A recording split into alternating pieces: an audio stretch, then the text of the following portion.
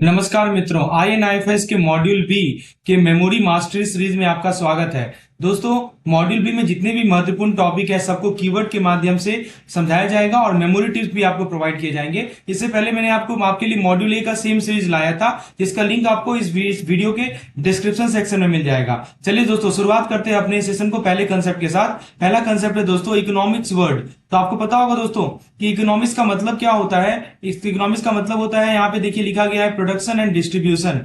Right, production, consumption और distribution. किस चीज का? देखिए, production, consumption and distribution of goods and services. यानी सिंपल वर्ड में बोले कि कैसे हम लिमिटेड रिसोर्स को स्मार्टली यूज करें।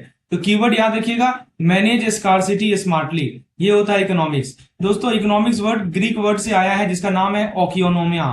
ठीक है, तो दोस्तों इसका मतलब है कि हाउस होल्ड मैनेजमेंट। सिंपल सा मतलब है इसका हाउस होल्ड मैनेजमेंट। यही मतलब है दोस्तों हमारा ग्रीक वर्ड का। तो इसमें ओकियोस का मतलब होता है होम और नेवेन का मतलब होता है मैनेजमेंट। तो मेमोरी ट्रिक क्या है? Home plus management is equal to economic.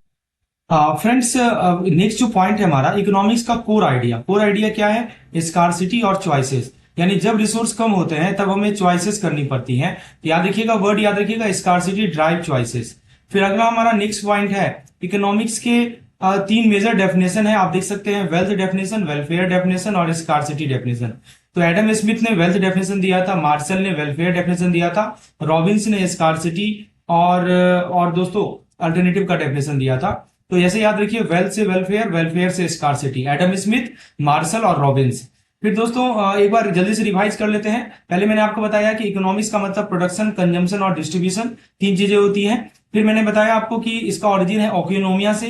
फिर आपने देखा कि कोर आइडिया है स्कार्सिटी लीड्स टू चॉइसेस और डेफिनेशन है वेल्थ, वेलफेयर और स्कार्सिटी। चलिए आगे बढ़ते हैं हम लोग। और इकोनॉमिक्स का सबसे बेसिक फंडा क्या है दोस्तों? कि स्कार्सिटी। राइट, ये बेसिक फंडा है। तो रॉबिन्स कहते हैं कि economics is about the relationship between the unlimited wants and scarce resource. Right, तो सिंपल वर्ड में बोले, हम सब कुछ चाहते हैं पर सब कुछ मिल नहीं सकता ना। तो याद रखिएगा, unlimited want and limited means. दोस्तों, स्कार्सिटी के चार पिलर होते हैं। पूछा जाता है कि कौन कौन से चार पिलर हैं। तो याद रखिएगा दोस्तों, वांट्स हमारे अनलिमिटेड है, रिसोर्सेज हमारे लिमिटेड हैं, रिसोर्स के अल्टरनेटिव यूज होते हैं। और फिर दोस्तों इसीलिए हमें चॉइस करनी पड़ती है। राइट, इसी को इकोनॉमिक्स को क्या कहा जाता है? साइंस ऑफ चॉइस कहा जाता है। तो वांट्स अनलिमिटेड है, रिसोर्सेज लिमिटेड है, अल्टरनेटिव यूजेज हैं। तो हमें इसीलिए दोस्तों इकोनॉमिक्स को कहा जाता है साइंस ऑफ चॉइस। तो चार पिलर नाम याद रखिएगा, वांट, लिमिट, यूज और चॉइस। दोस्तों, माइक्रो इकोनॉमिक्स का मतलब होता है, दोस्तों सिंपल सी बात है, हम बात कर रहे हैं माइक्रो इकोनॉमिक्स का। इसका मतलब होता है कि छोटी यूनिट का स्टडी। राइट, स्मॉल यूनिट का स्टडी और जिसका बिग इंपैक्ट होता है। जैसे कि आप यहाँ पे हाउस होल्ड देख सकते हैं, फर्म दे सकते हैं। राइट, फिर यह देखता है कि प्राइस कैसे डिसाइड होता है, प्राइस डिसाइड करना, मार्केट कैसे एफिशिएंट बनेगी और सेल्फ इंटरेस्ट कैसे फायदा देता है। तो मेमोरी यूनिट याद रखिएगा, मेमोरी टिप्स क्या है इसका? Small unit, big impact. तो माइक्रो इकोनॉमिक्स का मतलब है दोस्तों छोटी यूनिट का स्टडी, जैसे जैसे हाउस होल्ड हो गया, फर्म हो गया, प्राइस डिटर्मिनेशन, ये सभी। और मैक्रो का मतलब क्या होता है दोस्तों? कि कीन्स, नाम याद रखिएगा, कीन्स ने 1936 में जनरल थ्योरी की डेफिनेशन दी थी और इनका फोकस था एम्प्लॉयमेंट। देखिए कीवर्ड है एम्प्लॉयमेंट, इंटरेस्ट और मनी पे। तो यह कंसेप्ट दोस्तों ग्रेट डिप्रेशन के टाइम आया था। तो बिग पिक्चर क्या है? जॉब एंड ग्रोथ, ये हमारा बिग पिक्चर है। तो इसको बोलते हैं मैक्रो इकोनॉमिक्स। तो दोस्तों चलिए एक बार जल्दी से रिवाइज कर लेते हैं। मैंने आपको स्कार्सिटी के बारे में बताया। स्कार्सिटी में दोस्तों आपको पता होना चाहिए अनलिमिटेड वांट और लिमिटेड मीन्स। ठीक है, चार पिलर आपको बताया। चार पिलर है हमारा, वांट, लिमिट, यूजेज और चॉइस। ये चार पिलर है। फिर आपको मैंने माइक्रो इकोनॉमिक्स के बारे में समझाया। कुछ स्मॉल यूनिट्स होते हैं, जैसे कि आपका हाउस होल्ड हो गया, फर्म हो गया, ये सब माइक्रो इकोनॉमिक्स कहलाते हैं। फिर हमारे मैक्रो इकोनॉमिक्स आते हैं, जैसे बिग पिक्चर होते हैं। राइट, जैसे आपका जॉब हो गया, मनी है। Right, job, money, economy. ठीक है, ये सब के सब क्या कहलाते हैं दोस्तों? मैक्रो इकोनॉमी कहलाते हैं। चलिए ये बातें समझ में आ गई, ये अभी रिवाइज कर लिया। आगे बात करते हैं अगले कंसेप्ट की ओर। दोस्तों इकोनॉमिक्स का बेसिक फंडा है, आई थिंक ये रिपीट हो गया है, इसको मैं स्किप कर रहा हूं। हाँ, यहाँ देखिए इकोनॉमिक्स का बेसिक फंडा क्या है दोस्तों? रॉबिन्स का आपको डेफिनेशन मैंने समझा दिया है कि मार्केट में दोस्तों वाट, हाउ एंड फॉर हुम, क्या प्रोड्यूस करना है, क्यों प्रोड्यूस करना है, किसके लिए प्रोड्यूस करना है, ये इकोनॉमिक्स के क्वेश्चंस है। राइट, वाट, हुम, वाउ। अब देखिए दोस्तों, मार्केट डायनेमिक्स की बात कर लें तो मार्केट डायनेमिक्स में दोस्तों सबसे इंपॉर्टेंट पॉइंट है हमारा फ्रेंड्स। देखिए मार्केट में प्राइस और आउटपुट डिसाइड होता है दो चीजों से। एक तो डिमांड होती है, मतलब लोग क्या चाहते हैं, और दूसरी होती है सप्लाई, यानी कितना अवेलेबल है। अगर मान लीजिए कि डिमांड ज्यादा है और सप्लाई कम है तो प्राइस ऊपर होगा। सिंपल सी बात है, डिमांड सप्लाई से ज्यादा है तो प्राइस हमारा क्या होगा, बढ़ेगा। अब दूसरा चीज क्या हो सकता है कि सप्लाई डिमांड से ज्यादा है तो क्या होगा, प्राइस हमारा नीचे आएगा। तो दोस्तों याद रखिएगा, प्राइस जो है डिमांड और सप्लाई के बीच का इक्विलिब्रियम मेंटेन करता है। तो मार्केट में प्राइस और आउटपुट डिसाइड होती है दो चीजों से। तो प्राइस और आउटपुट डिसाइड होती है डिमांड से और सप्लाई से। दोस्तों प्राइस मैकेनिज्म की यदि हम बात कर लें तो प्राइस डिसाइड होता है जब डिमांड और सप्लाई कर्व एक दूसरे को कट करते हैं, राइट। देखिए सिंपल सी बात है, जब हमारा डिमांड और सप्लाई कर्व इंटरसेक्ट करता है तो प्राइस डिसाइड होता है, इसको इक्विलिब्रियम बोलते हैं, राइट। उस पॉइंट को हम लोग इक्विलिब्रियम पॉइंट बोलते हैं। तो वही बैलेंस पॉइंट होता है जहां पे बायर और सेलर दोनों खुश होते हैं, राइट। तो दोस्तों याद रखिएगा, बैलेंस बीइंग प्राइस। फिर दोस्तों डिमांड स्केड्यूल बताता है प्राइस और क्वांटिटी का रिलेशन। यानी दोस्तों सिंपल सा लॉजिक है कि जब प्राइस बढ़ता है तो क्वांटिटी कम होती है। देखिए लिखा है ना, हायर प्राइस लोअर क्वांटिटी। और जब प्राइस गिरता है तो क्वांटिटी ज्यादा होती है। तो इनवर्स रिलेशन है, प्राइस डाउन डिमांड अप। दोस्तों मार्जिनल यूटिलिटी का मतलब क्या होता है, यहाँ पे देख सकते हैं आप। मार्जिनल यूटिलिटी का मतलब है हर एक्स्ट्रा यूनिट से मिलने वाली खुशी कम हो जाती है। जैसे पहला समोसा टेस्टी लगता है, दूसरा थोड़ा कम, तीसरा और कम, और चौथा तो बिल्कुल बस पेट भरने के लिए होता है। तो दोस्तों more you have less you value. चलिए एक बार जल्दी से रिवाइज कीजिए। पहले बताया आपको सप्लाई एंड डिमांड प्राइस का गेम होता है। फिर मैंने आपको बताया कि balance price mechanism balance point होता है, इक्विलिब्रियम डिसाइड करता है। डिमांड स्केड्यूल में आपको बताया दोस्तों, प्राइस बढ़ने से क्वांटिटी घटती है। सिंपल सी बात है, प्राइस आपका बढ़ेगा तो क्वांटिटी घटेगा। और डिमिनिशिंग यूटिलिटी में बताया आपको कि हर एक्स्ट्रा यूनिट की वैल्यू कम होती है, इसको कहते हैं हम लोग डिमिनिशिंग यूटिलिटी। चलिए अगले कंसेप्ट की ओर हम लोग बढ़ते हैं दोस्तों। हम बात करेंगे डिमांड कर्व की। देखिए दोस्तों, डिमांड कर्व हमेशा डाउनवर्ड स्लोपिंग होता है, हमेशा ये डाउनवर्ड स्लोपिंग होता है। मतलब क्या होता है, जब प्राइस कम होती है तो क्वांटिटी ज्यादा होती है, राइट। तो ग्राफ में आप ऐसे देख सकते हैं, आप ग्राफ इसका देखेंगे ना तो ऐसा दिखेगा, ये प्राइस है ये क्वांटिटी है, तो आपस में देख सकते हैं कि इन्वर्सली रिलेशन है। जब प्राइस कम होता है क्वांटिटी ज्यादा होती है। तो ये देखिएगा, ग्राफ में प्राइस होता है वाई एक्सिस पे और क्वांटिटी होता है एक्स एक्सिस पे, जैसे यहाँ आप देख सकते हैं। Price down demand up, simple सा लॉजिक है। फिर आता है हमारा लॉ ऑफ डिमांड। तो लॉ ऑफ डिमांड कहता है कि जब प्राइस बढ़ता है डिमांड कम होती है, यही तो है लॉ ऑफ डिमांड। यानी जब प्राइस गिरता है डिमांड बढ़ती है। और ये रिलेशन कैसा है दोस्तों, इनवर्स रिलेशन है। इसको आप बुक में पढ़ेंगे, लिखा है सेटरिस पैरिबस, यानी कि बाकी सब कांस्टेंट हो तब हम लोग बाकी चीजों को कांस्टेंट मान के चल रहे हैं तब ये रिलेशन लागू होता है, समझे। लॉ ऑफ डिमांड इसे कहा जाता है। अब दोस्तों इफेक्ट ऑफ डिमांड की बात, इफेक्ट ऑन डिमांड की बात कर लें तो दोस्तों डिमांड पे दो मेजर इफेक्ट पड़ते हैं। पहला तो होता है सब्स्टिट्यूशन का इफेक्ट और दूसरा होता है इनकम का इफेक्ट।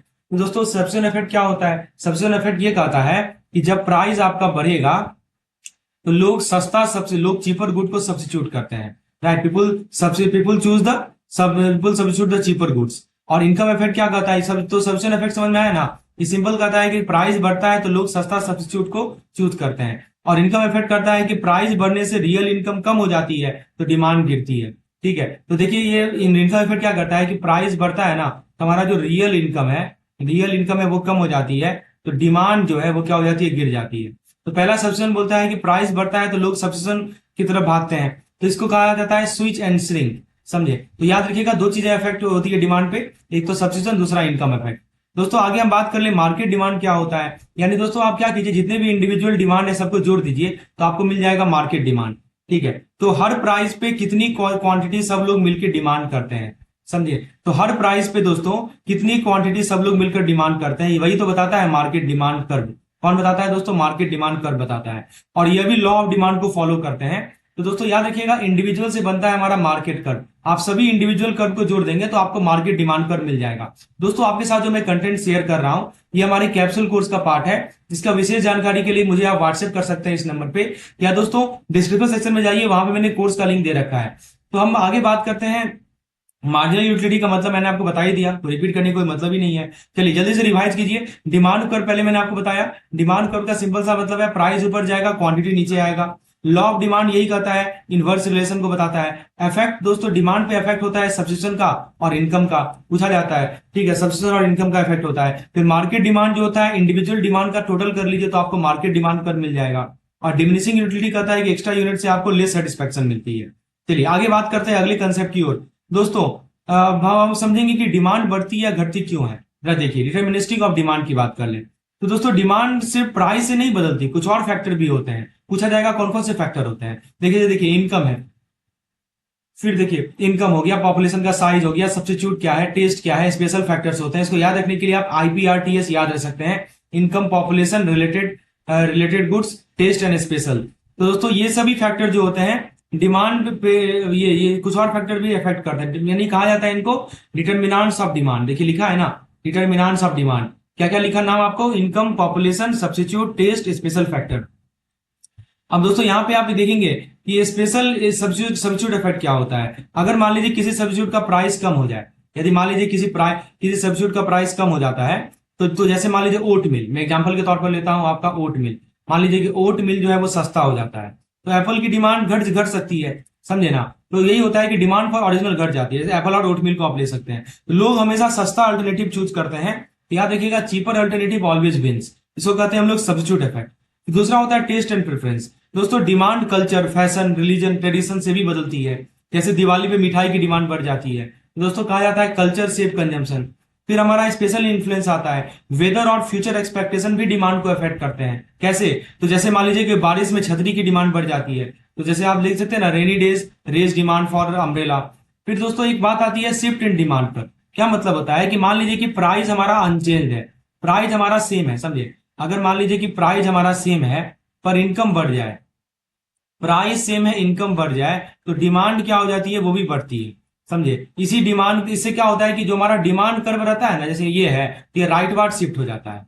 यानी याद रखिएगा प्राइस के अलावा भी शिफ्ट होता है, प्राइस के अलावा भी शिफ्ट होता है दोस्तों, तो याद रखिएगा शिफ्ट हैपनिंग बियॉन्ड प्राइस। चलिए एक बार फास्टली रिवाइज कीजिए, डिमांड के डिटर्मिनेंट कौन कौन से होते हैं, IPRTS, यानी कि income, population, population substitute effect, और उसके बाद हमारा पॉपुलेशन का साइज, सब्स्टिट्यूट, टेस्ट और स्पेशल फैक्टर।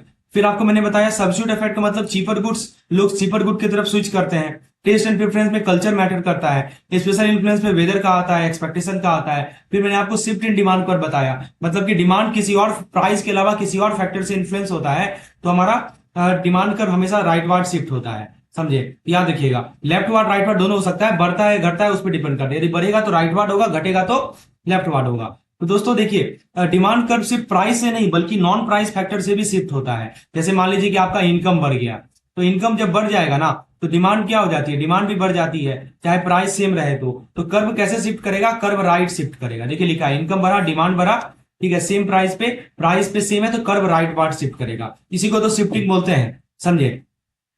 अब दोस्तों ये जो हमारा डिमांड कर्व है ना, इसके कुछ एक्सेप्शन भी होते हैं, वही चीज यहां बताया जा रहा है।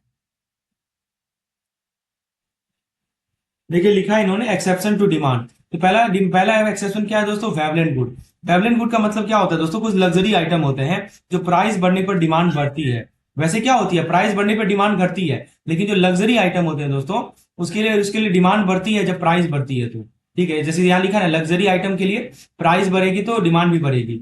फिर दोस्तों दूसरा गिफ एंड गुड होता है। गिफ एंड गुड दोस्तों इंफीरियर आइटम होते हैं, इसमें भी प्राइस बढ़ने पर क्या होती है दोस्तों, डिमांड बढ़ती है। यानी कि जैसे आपका सर्वाइवल नीड हो गया।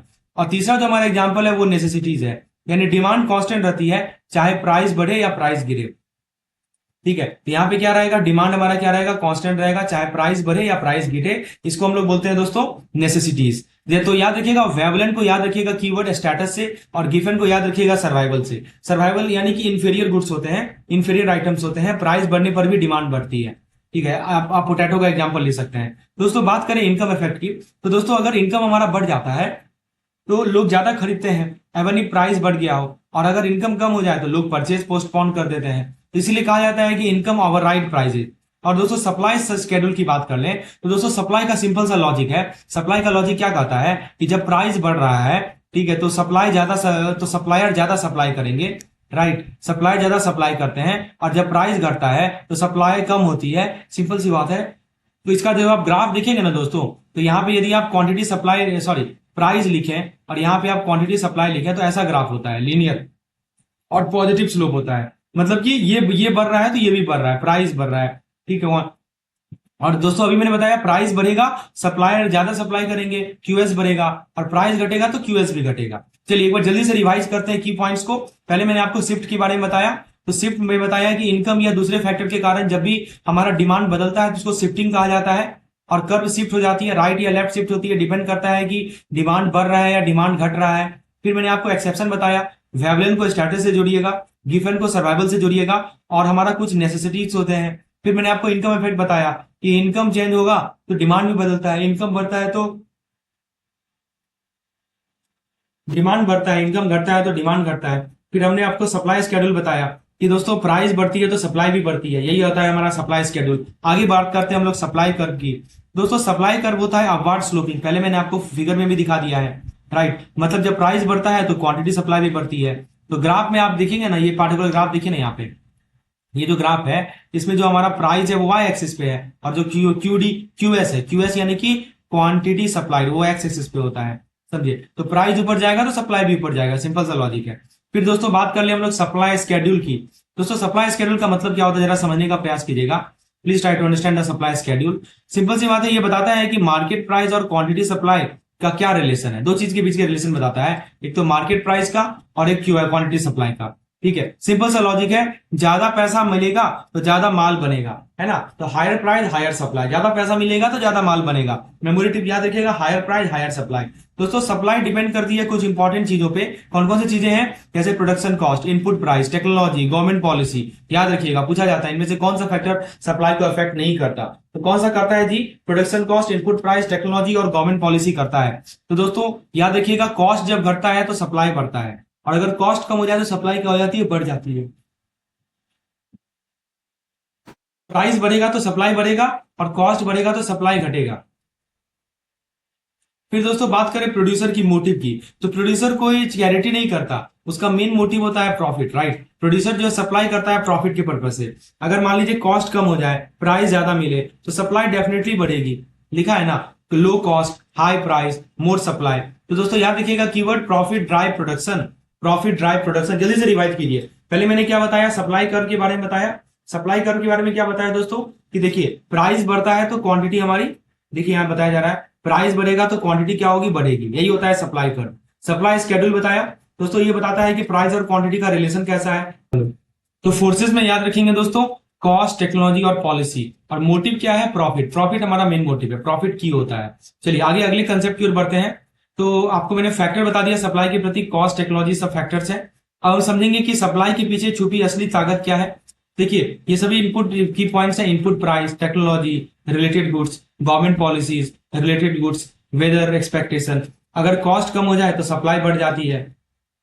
टेक्नोलॉजी का इंपैक्ट बात करें दोस्तों, टेक्नोलॉजी का बड़ा रोल होता है, नए मशीन या सॉफ्टवेयर से प्रोडक्शन फास्ट हो जाती है, प्रोडक्शन सस्ता हो जाता है। तो दोस्तों कम और इनपुट में आपको ज्यादा आउटपुट मिलता है, मतलब सप्लाई बढ़ जाती है। देखिए लिखा है ना कि टेक्नोलॉजी से आपको आउटपुट जो है वो क्या होती है, बढ़ जाती है, सिंपल सा लॉजिक है।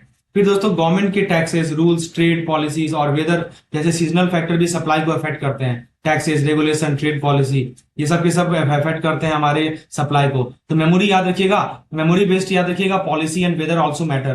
दोस्तों मान लीजिए कि अगर कॉस्ट, टेक्नोलॉजी या रिलेटेड गुड्स चेंज हो जाए तो सप्लाई कर्व शिफ्ट करता है। तो शिफ्टिंग का मतलब वही हुआ, जैसे मैंने डिमांड में शिफ्टिंग बताया था ना, कि जैसे मान लीजिए कि सप्लाई हमारा प्राइस के अलावा किसी और फैक्टर के कारण बदल रहा है, तो उसको शिफ्टिंग कहते हैं। तो जैसे मान लीजिए टेक्नोलॉजी हो गया, हमारा रिलेटेड गुड्स हो गया, इसमें बदलाव आए तो सप्लाई हमारा चेंज हुआ, इसको क्या कहते हैं, शिफ्टिंग कहते हैं। दो चीज हो सकता है, राइटवर्ड शिफ्ट या लेफ्टवर्ड शिफ्ट। राइटवर्ड शिफ्ट का सिंपल सा मतलब है कि हमारा सप्लाई जो है वो बढ़ गया है, और लेफ्टवर्ड शिफ्ट का मतलब है कि हमारा जो सप्लाई है वो घट गया है। तो यही सब होता है दोस्तों प्राइस के अलावा। तो दोस्तों याद रखिएगा, शिफ्ट हैपन बियॉन्ड प्राइस। चलिए एक बार जल्दी से रिवाइज कीजिए की पॉइंट्स को। मैंने आपको बताया सप्लाई के कुछ फोर्सेस के नाम बताए, cost, technology, related goods, policy, weather, ये सब के सब फोर्सेस हैं, राइट। फिर मैंने आपको टेक्नोलॉजी का इंपैक्ट बताया, क्योंकि याद रखिएगा कीवर्ड कि जो हमारा टेक्नोलॉजी होता है यही होता है हमारा एफिशिएंसी, समझे। और एफिशिएंसी है तो मोर सप्लाई होगा, सप्लाई ज्यादा होगी।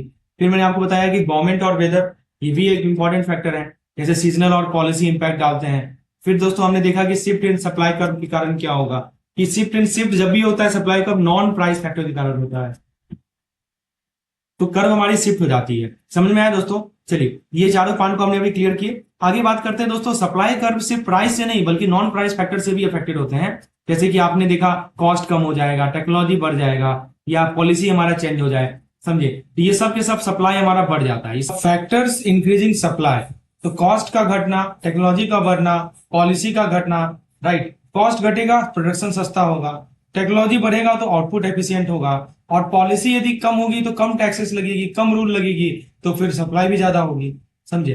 तो दोस्तों मार्केट इक्विलिब्रियम तब होता है जब डिमांड और सप्लाई कर्व जो है एक दूसरे को इंटरसेक्ट करे। यहाँ पे देखिए लिखा गया है, राइट।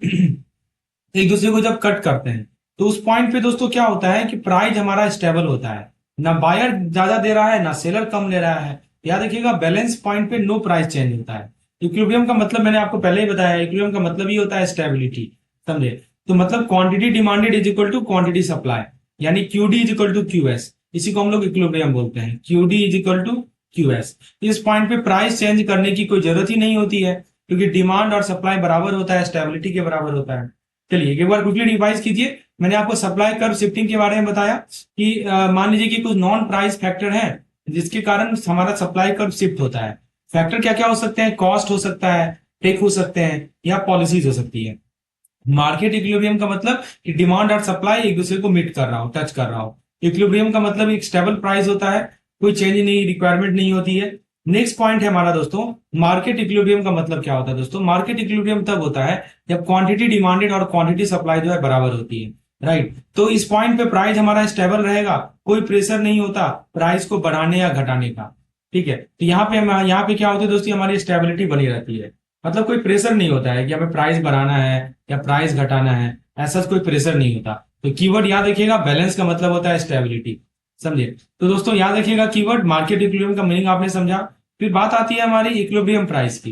इक्विलिब्रियम प्राइस का मतलब क्या होता है, इसको एक बार पूछा गया था सवाल, इसका दूसरा नाम क्या होता है, इसको हम लोग मार्केट क्लियरिंग प्राइस भी बोलते हैं। आप बुक में देखेंगे ना, तो इन्होंने क्या किया है कि एक टेबल बनाया है, एक चार्ट बनाया है बेसिकली ऐसे करके, ठीक है। तो ये देखिए ऐसा करके आप देखेंगे ना, डिमांड वाला कर्व रहेगा, ऐसा करके सप्लाई वाला कर्व रहेगा। जहां पे मीट करता है इसी को बोलते हैं मार्केट क्लियरिंग प्राइस, उसके कॉरस्पॉन्डिंग जो प्राइस होगा ना उसको कहते हैं मार्केट क्लियरिंग प्राइस। तो और यह कहा जाता है इक्विलिब्रियम प्राइस। तो पूछा जाता है कि मार्केट क्लियरिंग प्राइस क्या होता है, या निकाल के बताइए मार्केट क्लियरिंग प्राइस। तो मार्केट क्लियरिंग प्राइस का मतलब होता है दोस्तों, जैसे मान लीजिए कि 300 रुपया पर बॉक्स पे डिमांड भी 12 मिलियन है और सप्लाई भी 12 मिलियन है, ठीक है। तो यही प्राइस जो है मार्केट को क्लियर करता है, समझे। इसी को कहते हैं हम लोग मार्केट क्लियरिंग प्राइस, ठीक है। एमसीपी कहा जाता है, यानी इक्विलिब्रियम प्राइस को मार्केट क्लियरिंग प्राइस बोलते हैं। फिर आता है हमारा सरप्लस एंड शॉर्टेज। क्या आता है दोस्तों, सरप्लस एंड शॉर्टेज। तो देखिए सिंपल सा रूल है कि हमारा जब यहाँ पे देख सकते हैं, अगर प्राइस हमारा ज्यादा होगा, हाई प्राइस होगा, तो सप्लाई ज्यादा हो जाती है, राइट, डिमांड कम हो जाती है।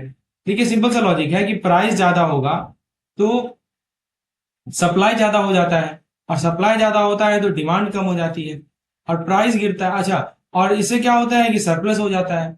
दो चीज होता है, सप्लाई मान लीजिए कि डिमांड से ज्यादा है, तो सप्लाई यदि डिमांड से ज्यादा है तो सरप्लस होता है, प्राइस गिरता है। और दूसरा केस क्या हो सकता है कि मान लीजिए प्राइस ही कम है, प्राइस कम है तो डिमांड ज्यादा हो जाता है, सप्लाई कम हो जाता है, इससे शॉर्टेज होता है, समझे। तो याद रखिएगा दोस्तों, आपका जब भी सरप्लस आएगा, समझे, सरप्लस आएगा तो प्राइस घटेगा, शॉर्टेज आएगा तो प्राइस बढ़ेगा, समझे। इसीलिए आप जब बुक में देखेंगे ना, इन्होंने जो ग्राफ बनाया है, दो जोन बताया होगा, एक नीचे का जोन होता है और एक ऊपर का जोन होता है, सरप्लस का और हमारा शॉर्टेज का, ठीक है। तो सरप्लस प्राइस घटाता है, शॉर्टेज प्राइस बढ़ाता है। अब दोस्तों ग्राफिकल रिप्रेजेंटेशन भी आपको दिखा देता हूं।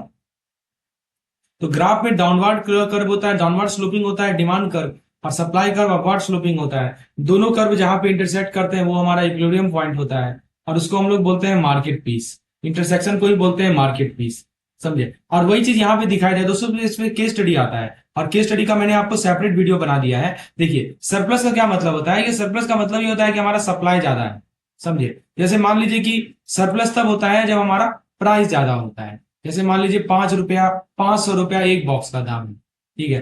तो इससे क्या होता है, प्राइस पे सप्लाई, इस प्राइस पे सप्लाई ज्यादा होती है, डिमांड कर्व होती है। मैं आपको ग्राफ से भी थोड़ा शो करके दिखा देता हूं ताकि आपको एक बार रिकॉल हो जाए। जैसे आप ये ग्राफ जब बनाते हैं ना जी, तो ये देखिए, ये हमारा क्यूडी, ये हमारा डिमांड वाला है, और ये हमारा क्यूएस है, सप्लाई है, ठीक है। अभी मैंने क्या बोला, सरप्लस का मतलब क्या होता है कि सप्लाई ज्यादा होती है, राइट, यानी कि ऊपर वाला कर्व, यहाँ पे देखिए ये वाला कर्व, ये वाला जो रीजन है ना ऊपर वाला, इसको कहते हैं सरप्लस रीजन, समझे। तो मतलब ये होता है कि इस प्राइस पे सप्लाई ज्यादा होती है, डिमांड कम होती है, तो माल माल क्या हो जाता है, बचा रहता है, तो प्राइस ऑटोमेटिकली नीचे आ जाती है, प्राइस घट जाती है। तो याद रखिएगा, too many apple price drop.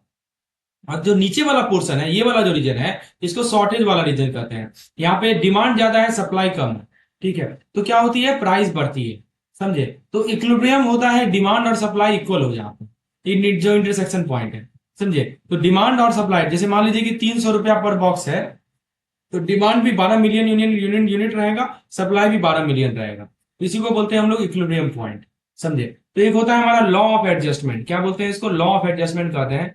Let's understand what is this law of adjustment. तो ये कहता है कि मार्केट ऑटोमेटिकली एडजस्ट हो जाता है। तो ये कैसे एडजस्ट होगा, देखिए यदि सरप्लस जोन में है तो डाउनवर्ड प्रेशर रहेगा, मतलब प्राइस गिरता है, और यदि शॉर्टेज जोन में है तो प्राइस अपवर्ड प्रेशर रहता है, यानी प्राइस बढ़ता है, समझे। तो ये नेचुरल मूवमेंट होता है मार्केट में, कुछ करना नहीं पड़ता, नेचुरल है। तो याद रखिएगा, सरप्लस की में नीचे जाएगा, शॉर्टेज में ऊपर जाएगा। और याद रखने के लिए ग्राफ को याद कर लीजिए ना, तो आपके दिमाग में बैठ जाएगा, सरप्लस में नीचे, शॉर्टेज में ऊपर। चलिए तो दोस्तों एक बार रिकॉल कर लीजिए मैंने क्या क्या पॉइंट बताया। कि सरप्लस का मतलब बताया आपको, जब सप्लाई डिमांड से ज्यादा होता है इसको सरप्लस कहा जाता है, राइट। यहां बताएं दोस्तों, सप्लाई जब डिमांड से ज्यादा होगा, सरप्लस होगा, तो क्या होता है, अल्टीमेटली प्राइस हमारा घटता है। शॉर्टेज कब होता है, जब डिमांड सप्लाई से ज्यादा होता है, एक्सेस डिमांड जब होती है, तो उसका इफेक्ट क्या पड़ता है कि हमारा प्राइस बढ़ता है। और इक्विलिब्रियम मतलब कि डिमांड और सप्लाई बराबर होता है, तो यहाँ पे हमारा प्राइस स्टेबल रहता है। फिर मैंने आपको लॉ ऑफ एडजस्टमेंट बताया, इसमें बोला कि मार्केट अपने आप को खुद से फिक्स करती है, मार्केट फिक्सेस इटसेल्फ। दोस्तों हम बात करेंगे सप्लाई शिफ्ट की। तो हम दोस्तों, हाँ, चाहे मान लीजिए कि अगर बैड हार्वेस्टिंग हो या इनपुट कॉस्ट बढ़ जाए तो सप्लाई कम हो जाता है। मान लीजिए कि यहाँ देखिए लिखा है ना, बैड हार्वेस्ट, समझे, या इनपुट कॉस्ट। अगर मान लीजिए बैड हार्वेस्ट कम, मतलब हार्वेस्ट समझते हैं ना, खेती जो है बहुत खराब खेती हो जाए, या मान लीजिए इनपुट कॉस्ट हमारा बढ़ गया हो, ठीक है, तो बैड हार्वेस्ट हो, इनपुट कॉस्ट बढ़ जाए, राइट, तो क्या होगा, सप्लाई तो ऑटोमेटिकली कम हो ही जाता है, राइट। फिर देखिए देखिए प्राइस बढ़ता है, प्राइस बढ़ता है, क्वांटिटी गिरती है, राइट। कर्व जो है, कर्व का जो शिपमेंट शिफ्ट करती है, लेफ्ट शिफ्ट करती है। तो देखिए इसको बोलते हैं सप्लाई का शिफ्ट। तो बैड हार्वेस्ट होना, इनपुट कॉस्ट बढ़ जाएगा, ठीक है, इनपुट कॉस्ट बढ़ेगा तो सप्लाई कम हो जाएगी, प्राइस बढ़ता है, क्वांटिटी गिरती है, कर्व लेफ्ट शिफ्ट होती है, इसको सप्लाई शिफ्ट बोलते हैं।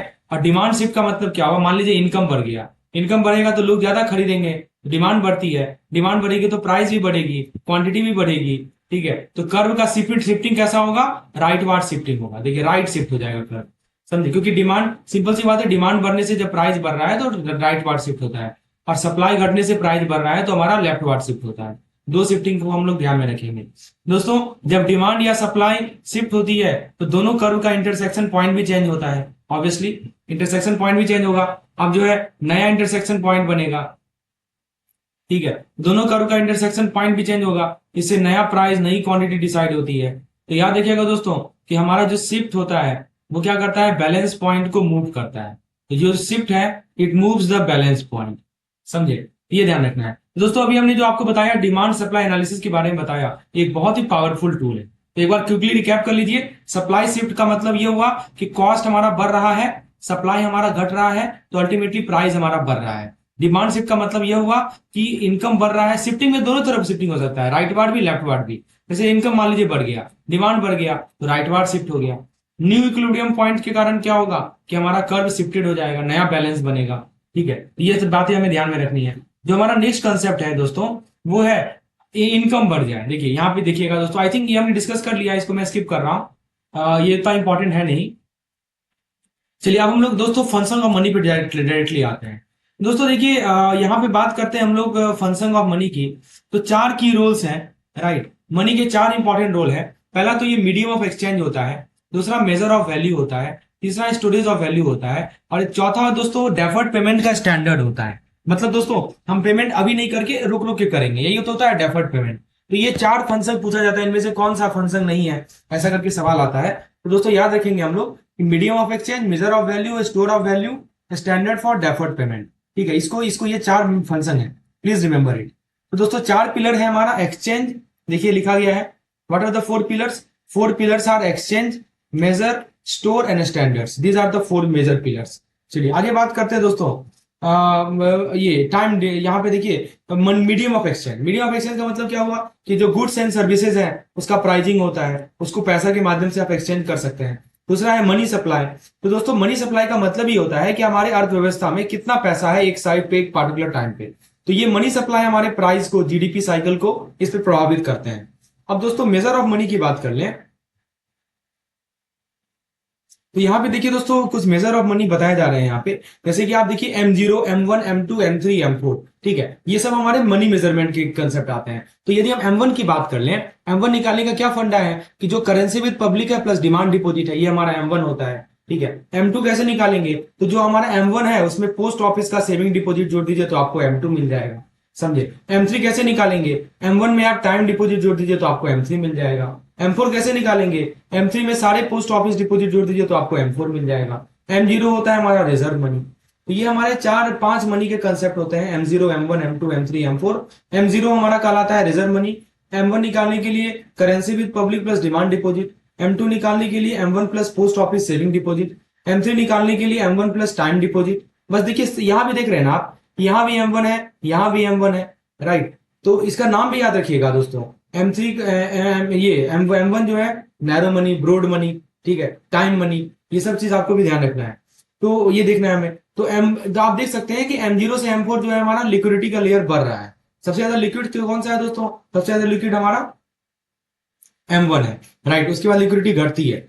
चलिए तो दोस्तों टाइम डिपॉजिट की यदि हम बात कर लें तो टाइम डिपॉजिट में आप देख सकते हैं कि जो ऑन डिमांड आपको मिलता नहीं है उसी को तो टाइम डिपॉजिट बोलते हैं। जैसे कि आपका फिक्स डिपॉजिट हो गया, रेकरिंग डिपॉजिट हो गया, तुरंत डिमांड में तो नहीं मिलेगा, इसका अपना मैच्योरिटी होता है जब आपको मिलता है ये, ठीक है। और या आप कैश सर्टिफिकेट भी कर सकते हैं, ठीक है। तो दोस्तों टाइम का मतलब ये होता है कि आप विड्रॉल के लिए वेट कीजिए, राइट। जैसे मान लीजिए कि पेबल होगा अदर देन ऑन डिमांड, इसको बोलते हैं हम लोग टाइम डिपॉजिट। अब दोस्तों बात कर ले कंपोनेंट वर्सेस सोर्सेस की। तो मनी सप्लाई के M3 अप्रोच में दो पार्ट होते हैं, राइट। तो जो हमारा M3 अप्रोच होता है ना मनी सप्लाई का, उसके दो पार्ट होते हैं। कौन कौन से दो पार्ट होते हैं, पहला कंपोनेंट आता है हमारा करेंसी, देखिए लिखा गया है करेंसी सोर्सेज। करेंसी के अंदर क्या है, देखिए कंपोनेंट में पहला हमारा आएगा करेंसी, यहां देखिए लिखा है currency plus demand plus time deposit plus RBI deposit, समझे। तो ये कंपोनेंट्स कहलाते हैं, currency plus demand deposit plus time deposit plus RBI deposit. और सोर्सेज की बात कर ले, सोर्सेज में आता है हमारा government credit, commercial credit, forex asset. दोस्तों याद रखिएगा लायबिलिटी जितने भी है वो सब के सब हमारे क्या है, कंपोनेंट्स है। एसेट जितने भी है सबके सब हमारे सोर्स है। आप एक बार सोर्स को देखिए दोस्तों, सोर्स में सारा का सारा एसेट लिखा हुआ है। लायबिलिटीज को देखिए वो सब के सब कंपोनेंट्स है। तो इसको कहा जाता है कंपोनेंट वर्सेस सोर्सेज, ठीक है। तो ये ध्यान रखिएगा, ब्रॉड मनी कौन सा होता है, नैरो मनी कौन सा होता है, ये प्लीज हम नोट कर लीजिएगा। दोस्तों एक कंसेप्ट है हमारा मनी मल्टीप्लायर का, इसको कहा जाता है M3 अपॉन M0, ठीक है। Base money upon broad money हमारा M3 होता है, राइट। तो मनी मल्टीप्लायर का फॉर्मूला होता है M3 अपॉन M0। यह बताता है कि बेस मनी से कितना ब्रॉड मनी क्रिएट होता है। मतलब बेस मनी हमारा M0 है, मतलब हम M0 से कितना ब्रॉड मनी क्रिएट कर रहे हैं, समझे। बेस से कितना ब्रॉड मनी हम क्रिएट कर रहे हैं वही बताता है हमें मनी मल्टीप्लायर, समझे। यानी एक तरह से कहें तो ये एक्सपेंशन पावर को बताता है, लिखा है ना multiplier means expansion power, right. तो देखिए कुछ फैक्टर के नाम दिए गए हैं, जैसे कि आप यहां देख सकते हैं currency deposit ratio, reserve ratio, excess reserve, ये सब कुछ फैक्टर्स हैं जो कि हमारी मनी मल्टीप्लायर को अफेक्ट करते हैं, प्रभावित करते हैं। तो फुल फॉर्मूला याद रखेंगे, M3 अपॉन M0 को मनी मल्टीप्लायर कहते हैं। बताता है कि बेस मनी से कितना ब्रॉड मनी क्रिएट होता है। फैक्टर का नाम आपको मैंने बता दिया। दूसरा कंसेप्ट है वेलोसिटी ऑफ मनी। तो वेलोसिटी ऑफ मनी क्या होता है दोस्तों, कि पैसा कितनी बार घूमता है इकोनॉमी में, जो पैसा है वो हमारी अर्थव्यवस्था में कितनी बार घूम रहा है, यही बताता है हमें कौन, वेलोसिटी ऑफ मनी। तो दोस्तों इसका फॉर्मूला क्या है, nominal GDP divided by broad money. अब ब्रॉड मनी बोलेंगे तो क्या हो गया, अरे कुछ नहीं है, ये M3 तो ब्रॉड मनी है हमारा, समझे। तो नॉमिनल जीडीपी को M3 से डिवाइड कर देंगे तो हमें मिल जाएगा ब्रॉड मनी, और यदि हमें मिल जाएगा वेलोसिटी ऑफ मनी। और यदि हमें ये मनी मल्टीप्लायर निकालना है तो M3 अपॉन M0 कर दीजिए, ठीक है। तो ये देखिए सिंपल सी बात है, ज्यादा वेलोसिटी होगा तो स्पेंडिंग भी ज्यादा होगी, हमारी अर्थव्यवस्था एक्टिव रहेगी। चलिए एक बार जल्दी से रिवाइज करते हैं। पहले मैंने आपको टाइम डिपॉजिट के बारे में बताया, क्या बताया दोस्तों, कि आपको विड्रॉल से पहले वेट करना होगा। आपको फिर मैंने M3 के बारे में बताया। यहाँ पे देखिए कंपोनेंट वर्सेस सोर्सेज की बात होती है, कंपोनेंट लायबिलिटी होती है, सोर्सेज हमारी एसेट्स होंगी। फिर हम बात कर लेते हैं दोस्तों, हमने बात की मनी मल्टीप्लायर की। मैंने आपको बोला मनी मल्टीप्लायर होता है M3 अपॉन M0, राइट, ये एक्सपेंशन को शो करता है। वेलोसिटी की हमने बात की, वेलोसिटी के लिए आपको बताया कि जीडीपी को मनी सप्लाई से डिवाइड कर दिया तो आपको वेलोसिटी मिल जाता है। ये पॉइंट समझ में आ गई दोस्तों। चलिए आगे बढ़ते हैं अगले कंसेप्ट की ओर। तो अगला जो हमारा कंसेप्ट है वो है इन्फ्लेशन पे बेस्ड। आइए देखते हैं दोस्तों, इन्फ्लेशन का मतलब ये होता है कि जनरल प्राइस लेवल को लगातार बढ़ना। हमारा जो जनरल लिखा है ना, जनरल प्राइस लेवल जो होता है उसमें लगातार बढ़ने को हम लोग इन्फ्लेशन कहते हैं। तो दोस्तों जैसे इससे परचेजिंग पावर कम हो जाती है, यहाँ पे साफ साफ लिखा है कि it causes fall in the purchasing power, समझे। तो प्राइस लेवल बढ़ रहा है, परचेजिंग पावर घट रही है, समझे। जो मतलब कि पहले जो 100 में मिलता था वो अब 120 में मिलेगा। सिंपल सा लॉजिक है, मोर प्राइस लेस पावर, याद रखेंगे। तो इसको ये इन्फ्लेशन का मतलब है price rise, sustain rise in the general price level. तो परचेजिंग पावर हमारी क्या हो जाती है, घट जाती है। फिर सवाल है कि इन्फ्लेशन का इफेक्ट क्या होता है, बताइए। देखिए दोस्तों, इन्फ्लेशन के इफेक्ट मिक्स होते हैं। एक तो हमारा नेगेटिव इफेक्ट होता है इन्फ्लेशन का, राइट, जैसे कि अनसर्टिनिटी हो गई, होर्डिंग हो गया, वैल्यू लॉस होता है, ये सब के सब हमारे गलत प्रभाव होते हैं। Uncertainty, hoarding, loss of value. और पॉजिटिव इफेक्ट क्या होता है इन्फ्लेशन का? तो देखिए, आपको डेब्ट से रिलीफ मिलता है, डेब्ट से छुटकारा मिलता है, रेसेशन, ठीक है, रेसेशन से बचाव मिलता है। तो दोस्तों इन्फ्लेशन को मिक्स्ड बैग इसीलिए कहा जाता है। इसका पॉजिटिव इफेक्ट भी है। आप सोचते हैं कि हमेशा इन्फ्लेशन का तो नेगेटिव इफेक्ट ही है, नहीं, पॉजिटिव इफेक्ट भी है। आपको डेब्ट से छुटकारा मिलता है, राइट, और रेसेशन से रिलीफ मिलता है। चलिए आगे बात कर ले दोस्तों इन्फ्लेशन के टाइप्स की। तो दो टाइप बार बार सवाल आता है। एक होता है हमारा demand pull inflation. Demand pull में क्या होता है?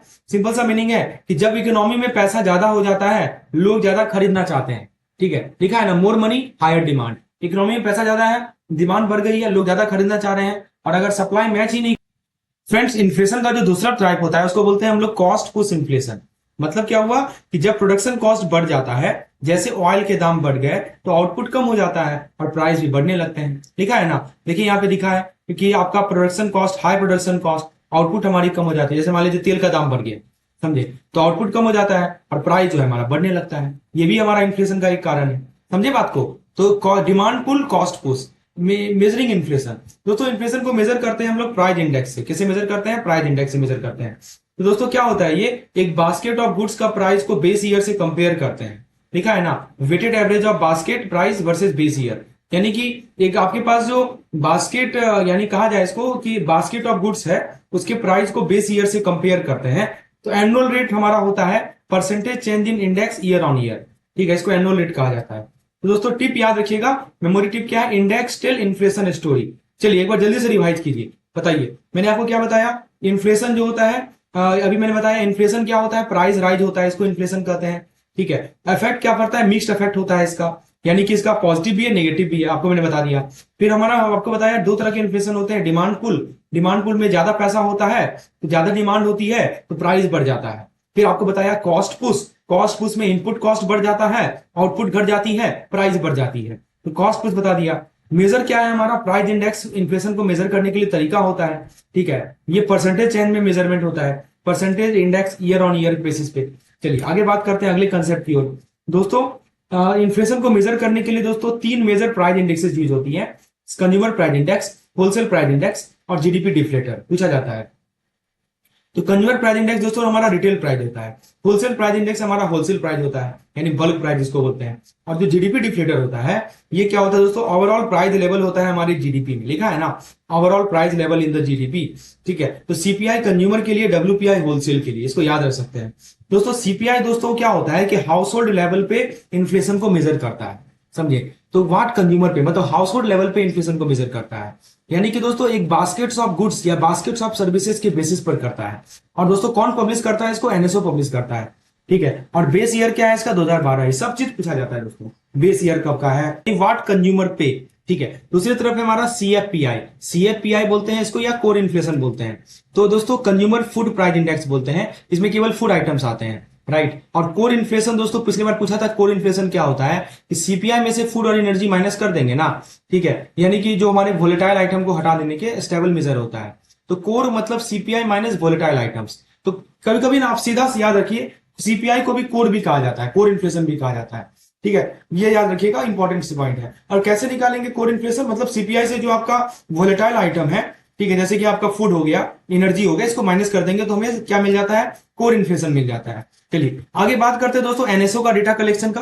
तो दोस्तों एनएसओ ग्राउंड लेवल पे डेटा कलेक्ट करता है, इतना अर्बन मार्केट देखता है, इतना विलेज देखता है, मतलब सीपीआई एक तरह का ग्राउंड लेवल डेटा होता है। चलिए फास्ट रिवाइज कीजिए, मैंने आपको क्या बताया कि सीपीआई हमारा रिटेल प्राइस होता है, देखिए, और डब्ल्यूपीआई हमारा होलसेल प्राइस होता है, ठीक है। जीडीपी डिफ्लेटेड जो होता है हमारा जीडीपी लेवल पे होता है। फिर मैंने बताया कि सीपीआई का बेस ईयर है 2012 का, और पब्लिश जो है मंथली पब्लिश करता है, कौन? एनएसओ पब्लिश करता है सीपीआई को मंथली बेसिस पे। सब पे सवाल आ सकता है। सीएफपीआई आपको बताया कि ये फूड से रिलेटेड है। कोर कैसे निकालेंगे? कोर इन्फ्लेशन निकालने बोला तो सीपीआई में से वोलेटाइल वाला पार्ट माइनस कर दीजिए तो आपको कोर इन्फ्लेशन मिल जाएगा। एनएसओ अर्बन और रूरल इंडिया को वीकली कवर करता है। दोस्तों मजा आ रहा है ना चीजों को कवर करने में? प्लीज वीडियो को लाइक कीजिएगा, because it takes lots of effort to create such kind of content and this will reach more and more JIB aspirant once you hit a like button.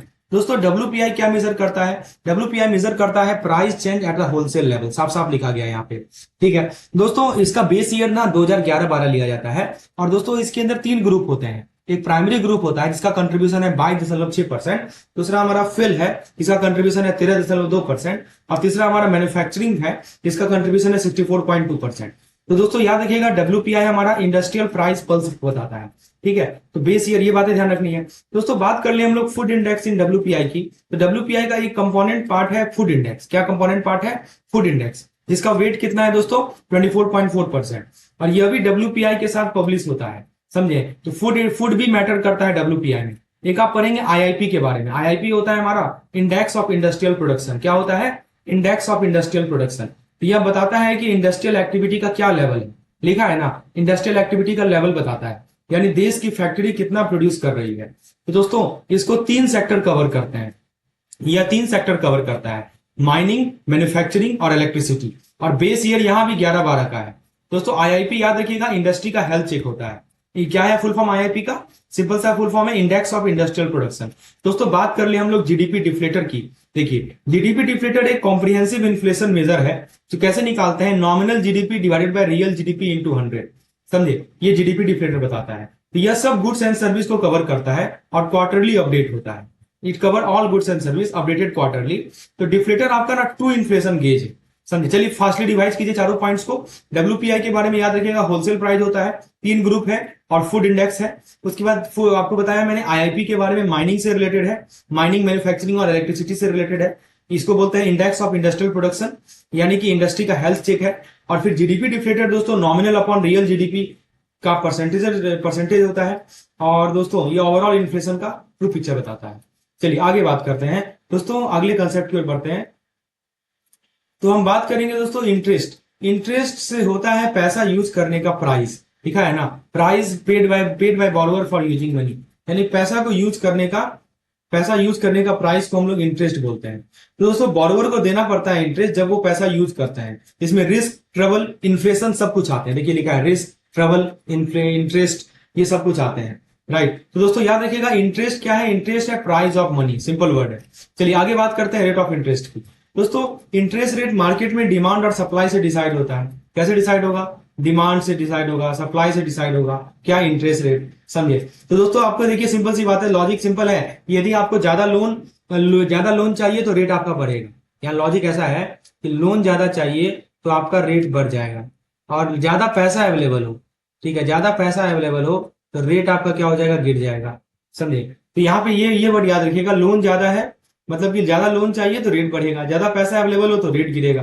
तो demand supply set the rate, ये नियम याद रखिएगा। दोस्तों classical theory क्या कहती है कि क्लासिकल थ्योरी कहती है कि इंटरेस्ट रेट डिसाइड होता है सेविंग और इन्वेस्टमेंट के बैलेंस से। देखिए इन्होंने लिखा है यहाँ पे 2 चीजें लिखे हैं, इन्वेस्टमेंट और सेविंग, राइट। तो क्लासिकल थ्योरी कहती है कि हमारा जो इंटरेस्ट रेट है ना वो डिसाइड 2 चीजों से होती है, सेविंग से और इन्वेस्टमेंट से। यहाँ इसीलिए कहा जाता है सेविंग वर्सेज इन्वेस्टमेंट। यहाँ देखिए लिखा है saving versus investment, classical theory. लोग जितना सेव करते हैं, बिजनेस जितना इन्वेस्ट करना चाहते हैं, उससे रेट बनता है, ठीक है, इसको बोलते हैं क्लासिकल थ्योरी। तो saving versus investment, capital theory, classical theory. लोग जितना सेव करेंगे, बिजनेस जितना इन्वेस्ट करेगी, उससे उतना रेट बनता है। फिर हमारा आता है इन्वेस्टमेंट डिमांड। इन्वेस्टमेंट डिमांड क्या होता है दोस्तों? सिंपल सा लॉजिक है, इन्वेस्टर तब तक पैसा बोरो करता है जब तक उसका रिटर्न इंटरेस्ट से ज्यादा हो, ठीक है, लिखा है ना, borrow till return beat the interest, यही होता है इन्वेस्टमेंट डिमांड।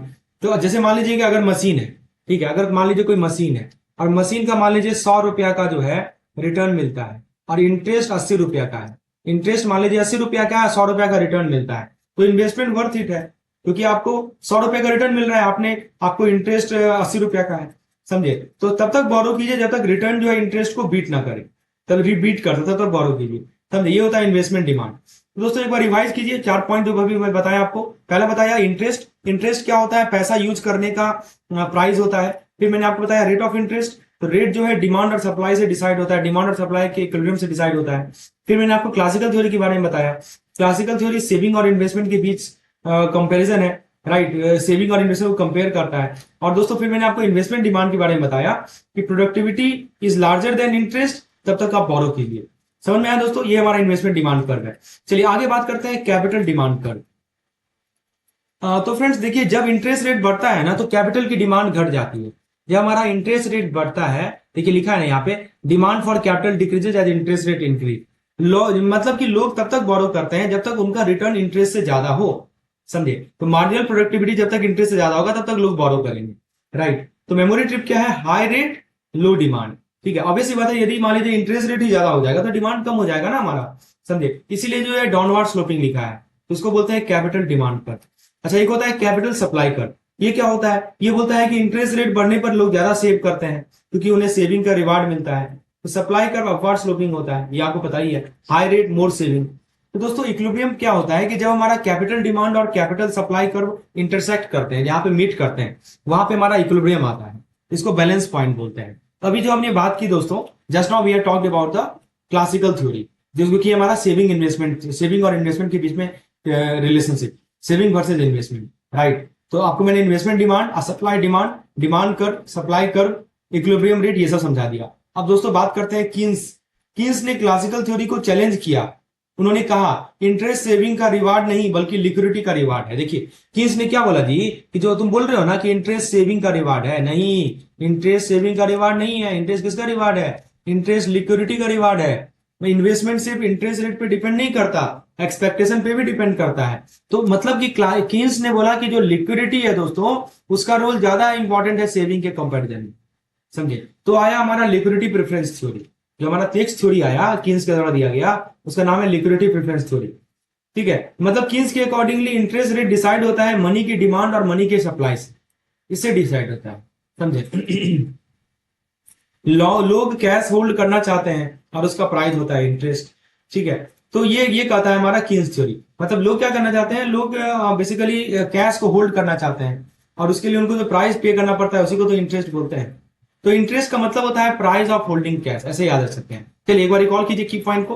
पहले मैंने आपको कैपिटल डिमांड कर्व के बारे में बताया, डिमांड के बारे में बताया कि जो कैपिटल डिमांड घटता है जब इंटरेस्ट रेट बढ़ता है, समझे। कैपिटल डिमांड जो है घटता है, यहां देखिए लिखा गया है कैपिटल डिमांड घटता है जब इंटरेस्ट रेट बढ़ता है। दूसरा मैंने बताया कैपिटल सप्लाई बढ़ता है जब इंटरेस्ट रेट बढ़ता है। इक्विलिब्रियम तब आती है जब कैपिटल डिमांड और कैपिटल सप्लाई मीट करता है। यहाँ पे देखिए, यहाँ बात हो रही है इंटरेस्ट रेट का क्या इफेक्ट पड़ रहा है डिमांड ऑन कैपिटल पे या डिमांड ऑन सप्लाई पे।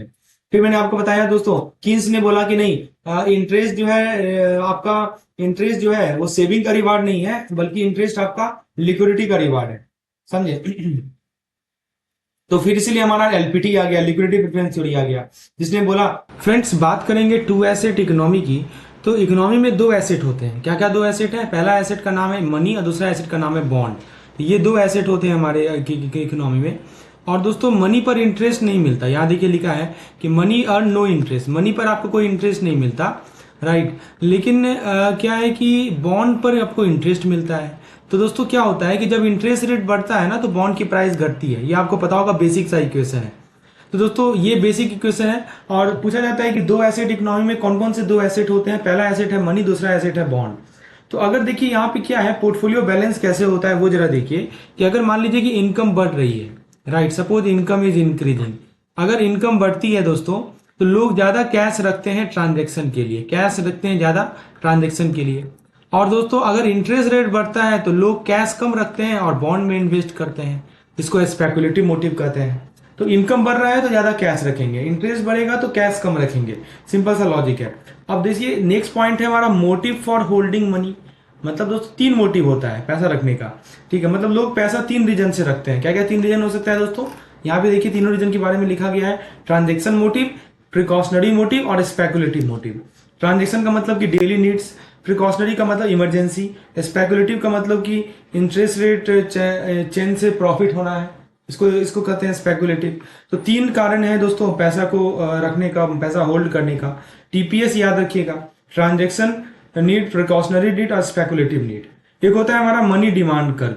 ये क्या होता है दोस्तों, देखिए मनी डिमांड और इंटरेस्ट रेट का रिलेशन हमेशा इनवर्स होता है, ठीक है। देखिए इंटरेस्ट रेट बढ़ेगा तो मनी डिमांड घटेगा, तो मनी डिमांड और इंटरेस्ट रेट का रिलेशन हमेशा इनवर्स होता है। सिंपल सा लॉजिक है कि जब हमारा इंटरेस्ट रेट बढ़ता है दोस्तों तो लोग कैश डिमांड कम करते हैं, इंटरेस्ट रेट बढ़ेगा तो कैश की डिमांड कम हो जाएगी, तो कर्व का स्लोप जो होता है वो हमेशा डाउनवर्ड हो जाता है, समझे। तो सिंपल सी बात है, इंटरेस्ट रेट बढ़ेगा तो मनी डिमांड घटती है, इसी को मनी डिमांड कर कहते हैं। एक बार क्विकली रिकॉल कर लीजिए, 4 पॉइंट आपको मैंने बताए। टू एसेट इकोनॉमी में दोस्तों दो एसेट होते हैं, मनी और दूसरा एसेट होता है बॉन्ड, और इंटरेस्ट रेट मिलता है आपको बॉन्ड पर। और दोस्तों फिर आपको बताया कि इंटरेस्ट रेट और बॉन्ड इनवर्सली प्रोपोर्शनल होता है, बॉन्ड प्राइस। फिर आपको बताया दोस्तों कि पोर्टफोलियो बैलेंस कब होता है, जब इनकम बढ़ेगा तो हमारा कैश बढ़ेगा, इंटरेस्ट बढ़ेगा तो कैश घटेगा। ठीक है, तो इनकम और इंटरेस्ट से हमारा पोर्टफोलियो बैलेंस होता है। टीपीएस के बारे में आपको बताया, transaction need, precautionary need, speculative need, इसको टीपीएस बोलते हैं। फिर मैंने आपको बताया मनी डिमांड कर्व के बारे में। क्या बताया दोस्तों, इंटरेस्ट रेट बढ़ने से मनी डिमांड जो होती है, इंटरेस्ट रेट बढ़ेगा तो मनी डिमांड आपका घटता है। ठीक है, यहाँ साफ साफ लिखा हुआ है as interest rate increase curve slope downward और डिमांड फॉर मनी डिक्रीजेज। चलिए ये बातें क्लियर हो गई। चलिए आगे बात करते हैं हम लोग अगली कंसेप्ट की ओर। तो देखिए एक्सेस डिमांड फॉर मनी की बात हो रही है, और फिर हम बात करेंगे यहाँ पे देखिए लिखा है ना मनी डिमांड कर्व। ये आपको बताया था कैसा कैसा स्लोप होता है इसका स्लोप होता है दोस्तों डाउनवर्ड।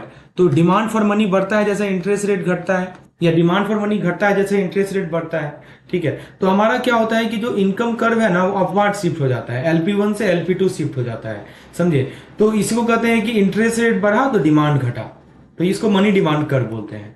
उसी तरह इक्विलिब्रियम इंटरेस्ट रेट कैसे होता है, तो ये क्या होता है दोस्तों, जिस पॉइंट पे हमारा मनी सप्लाई LP को इंटरसेक्ट करता है, राइट, वही चीज यहां बताया जा रहा है कि ISLM कर्व जो हमारा बनता है वो कैसे बनता है, और फिर उसके बाद है हमारा IS कर्व एडजस्टिंग मैकेनिज्म कैसे होता है, how do we adjust it. Hello, तो यहां देखिए फिक्स्ड मनी सप्लाई MS हमारा वर्टिकल कर्व रहेगा, वो LP कर्व को इंटरसेक्ट करेगा। ठीक है, तो वहां पे आपको इक्विलिब्रियम रेट मिलता है। यदि हमारा एक्सेस सप्लाई होगा तो बॉन्ड खरीदिए, बॉन्ड का प्राइस बढ़ेगा, इंटरेस्ट रेट बढ़ेगा। तो इस प्रकार से एडजस्टिंग मैकेनिज्म होता है।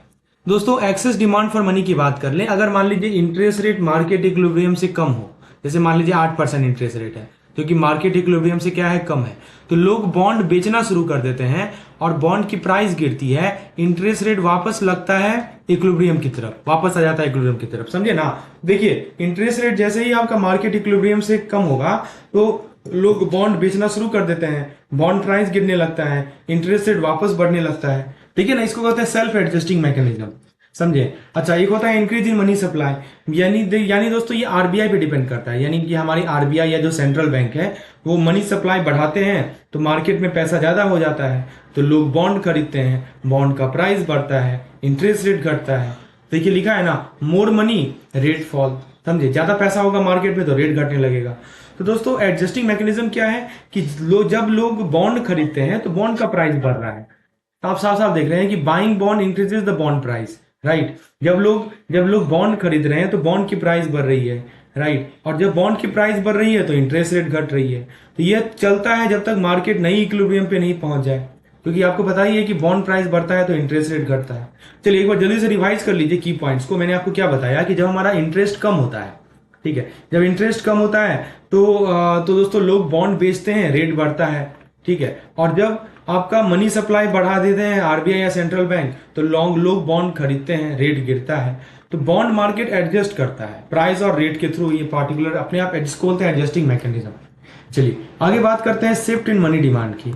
दोस्तों अगर लोग एक्सपेक्ट करते हैं कि फ्यूचर में इंटरेस्ट रेट बढ़ेगा, यहाँ देखिए लिखा है ना, लोग एक्सपेक्ट कर रहे हैं कि देखो फ्यूचर में इंटरेस्ट रेट बढ़ेगा तो वो ज्यादा कैश रखना चाहेंगे ना, तो वो ज्यादा कैश रखना चाहेंगे, राइट। तो इसको कहा जाता है स्पेकुलेटिव मोटिव। क्या कहते हैं इसको हम लोग, स्पेकुलेटिव मोटिव, समझे, स्पेकुलेटिव मोटिव के लिए। तो इससे क्या होता है कि मनी डिमांड कर ऊपर की ओर शिफ्ट करता है, इंटरेस्ट रेट भी बढ़ता है। सिंपल सी बात है कि आप हायर रेट एक्सपेक्ट कीजिएगा तो आप ज्यादा कैश को होल्ड कीजिएगा। यहाँ पे सिंपल सा लॉजिक है, if you expect higher rate you hold more cash, right. तो अगर लोग एक्सपेक्ट करते हैं कि फ्यूचर में इंटरेस्ट रेट बढ़ेगा तो वो ज्यादा कैश रखेंगे स्पेकुलेटिव मोटिव के लिए। चलिए ये बातें समझ में आई। अब दोस्तों ISLM मॉडल एक सिंथेसिस है, इसके अंदर दो चीजें हैं, एक तो IS कर्व होती है, एक हमारी LM कर्व होती है। IS कर्व यानी क्लासिकल थ्योरी पे बेस्ड है, ये हमारा इन्वेस्टमेंट सेविंग रिलेशन बताता है, और जो LM कर्व है वो हमारा दोस्तों LM कर्व लिक्विडिटी की किन्जियन थ्योरी है, ठीक है। IS कर्व क्लासिकल थ्योरी है और LM कर्व हमारा लिक्विडिटी किन्जियन थ्योरी है, जो कि आपको लिक्विडिटी और मनी के बीच में रिलेशन बताता है। दोनों मिलके बनाते हैं इकोनॉमी का इंटरेस्ट और इनकम इक्विलिब्रियम। इसको बोलते हैं हम लोग इंटरेस्ट इन्वेस्टमेंट सेविंग, LM होता है liquidity money, investment saving liquidity money. दोस्तों IS कर्व की बात कर लें तो आपको बताया कि ये हमेशा डाउनवर्ड स्लोपिंग होता है। ये बनता कि क्यों डाउनवर्ड स्लोपिंग होता है, क्योंकि जब इनकम बढ़ता है इंटरेस्ट रेट गिरता है। सिंपल सा लॉजिक है, इनकम बढ़ेगा तो इंटरेस्ट रेट गिरेगा, और यह कर्व इन्वेस्टमेंट की इलास्टिसिटी पे डिपेंड करता है, यानी इन्वेस्टमेंट कितना सेंसिटिव है इंटरेस्ट रेट के चेंज से, समझे। तो वो हमें ये बताता है। तो याद रखिएगा, इनकम बढ़ा इंटरेस्ट रेट घटा, ये मेमोरी टिप्स है। चलिए क्विकली रिवाइज कीजिए। मैंने आपको क्या बताया, मनी डिमांड शिफ्ट के बारे में बताया। मनी डिमांड शिफ्ट में क्या बताया दोस्तों कि एक्सपेक्टेशन जो होती है, एक्सपेक्टेशन यदि एक्सपेक्टेशन के कारण कर्व शिफ्ट करता है और रेट बढ़ता है, इसको स्पेकुलेटिव मोटिव बोलते हैं, इसे मनी डिमांड में शिफ्ट आता है। फिर मैंने आपको ISLM के बारे में बताया, इसके अंदर दो चीज का कॉम्बिनेशन है, एक तो हमारा क्लासिकल मॉडल और एक है हमारा किन्जियन मॉडल, समझे। तो दोनों को कंबाइन करके बनता है हमारा ISLM कर्व और इक्विलिब्रियम पॉइंट को दिखाता है। फिर मैंने आपको IS कर्व के बारे में बताया, इनकम बढ़ेगा तो इंटरेस्ट रेट घटेगा, यानी डाउनवर्ड स्लोपिंग होता है। ये पूछा जाएगा IS कर्व कैसा। फ्रेंड्स, अब हम बात करेंगे LM कर्व के बारे में। देखिए यहाँ पे LM कर्व को लिक्विडिटी प्रेफरेंस कर्व भी बोलते हैं। तो ये डिराइव होता है कीन्स की थ्योरी से। ये बताता है कि जब इनकम बढ़ता है तो लोग ज्यादा कैश रखना चाहते हैं, लिखा है ना, इनकम बढ़ेगा तो लोग ज्यादा कैश को रखना चाहेंगे, राइट। तो लिक्विडिटी प्रेफरेंस हमारी बढ़ती है, इनकम बढ़ने से लिक्विडिटी प्रेफरेंस बढ़ती है, इंटरेस्ट रेट भी बढ़ता है, कर्व का जो स्लोप होता है वो अपवर्ड स्लोपिंग होता है। तो मेमोरी टिप सिंपल याद रखिएगा, इनकम बढ़ता है तो इंटरेस्ट बढ़ता है, समझे। और IS में क्या बताया था, तो इनकम आपका बढ़ रहा था तो इंटरेस्ट घट रहा था। तो यहाँ पे इसीलिए इसको कहते हैं अपवर्ड स्लोपिंग, और जो IS था वो डाउनवर्ड स्लोपिंग था, समझे। तो दोस्तों LM कर्व की जो स्टीपनेस होती है ना, ये बात याद रखिएगा कि स्लोप जो है यानी स्टीपनेस जो है LM कर्व की, राइट, वो क्या होती है दोस्तों, वो डिपेंड करती है कि इनकम बढ़ने पर मनी डिमांड कितनी बढ़ती है। दैट डिपेंड्स ऑन, इस मतलब स्टीपनेस के जो है स्लोप जो है LM कर्व का, वो डिपेंड करता है कि how demand for money response to the income change, right. तो अगर मान लीजिए इनकम ज्यादा बढ़े तो लोग ज्यादा कैश रखेंगे, कर्व स्टीप हो जाएगा, समझे। More income more cash demand, simple सा रूल है, more income more cash demand. अब देखिए दोस्तों, IS LM इंटरेक्शन की बात कर लेते हैं। ये क्या होता है, तो IS कर्व आपको मैंने बताया कि डाउनवर्ड स्लोपिंग होता है और LM कर्व जो है अपवर्ड स्लोपिंग है। और दोस्तों क्लासिकल थ्योरी और किन्जियन थ्योरी, जब जहां पे दोनों कर्व इंटरसेक्ट करते हैं वहीं पे इकोनॉमी का इक्विलिब्रियम पॉइंट आता है, यानी कि इंटरेस्ट रेट और इनकम दोनों डिसाइड होते हैं यहाँ पे, राइट। आप इंटरेस्ट रेट भी डिसाइड करेंगे, इनकम भी डिसाइड करेंगे। तो दोस्तों कहा जाता है कि IS डाउनवर्ड स्लोपिंग है, LM अपवर्ड स्लोपिंग है, ये मीट करते हैं तो बैलेंस पॉइंट डिसाइड होता है।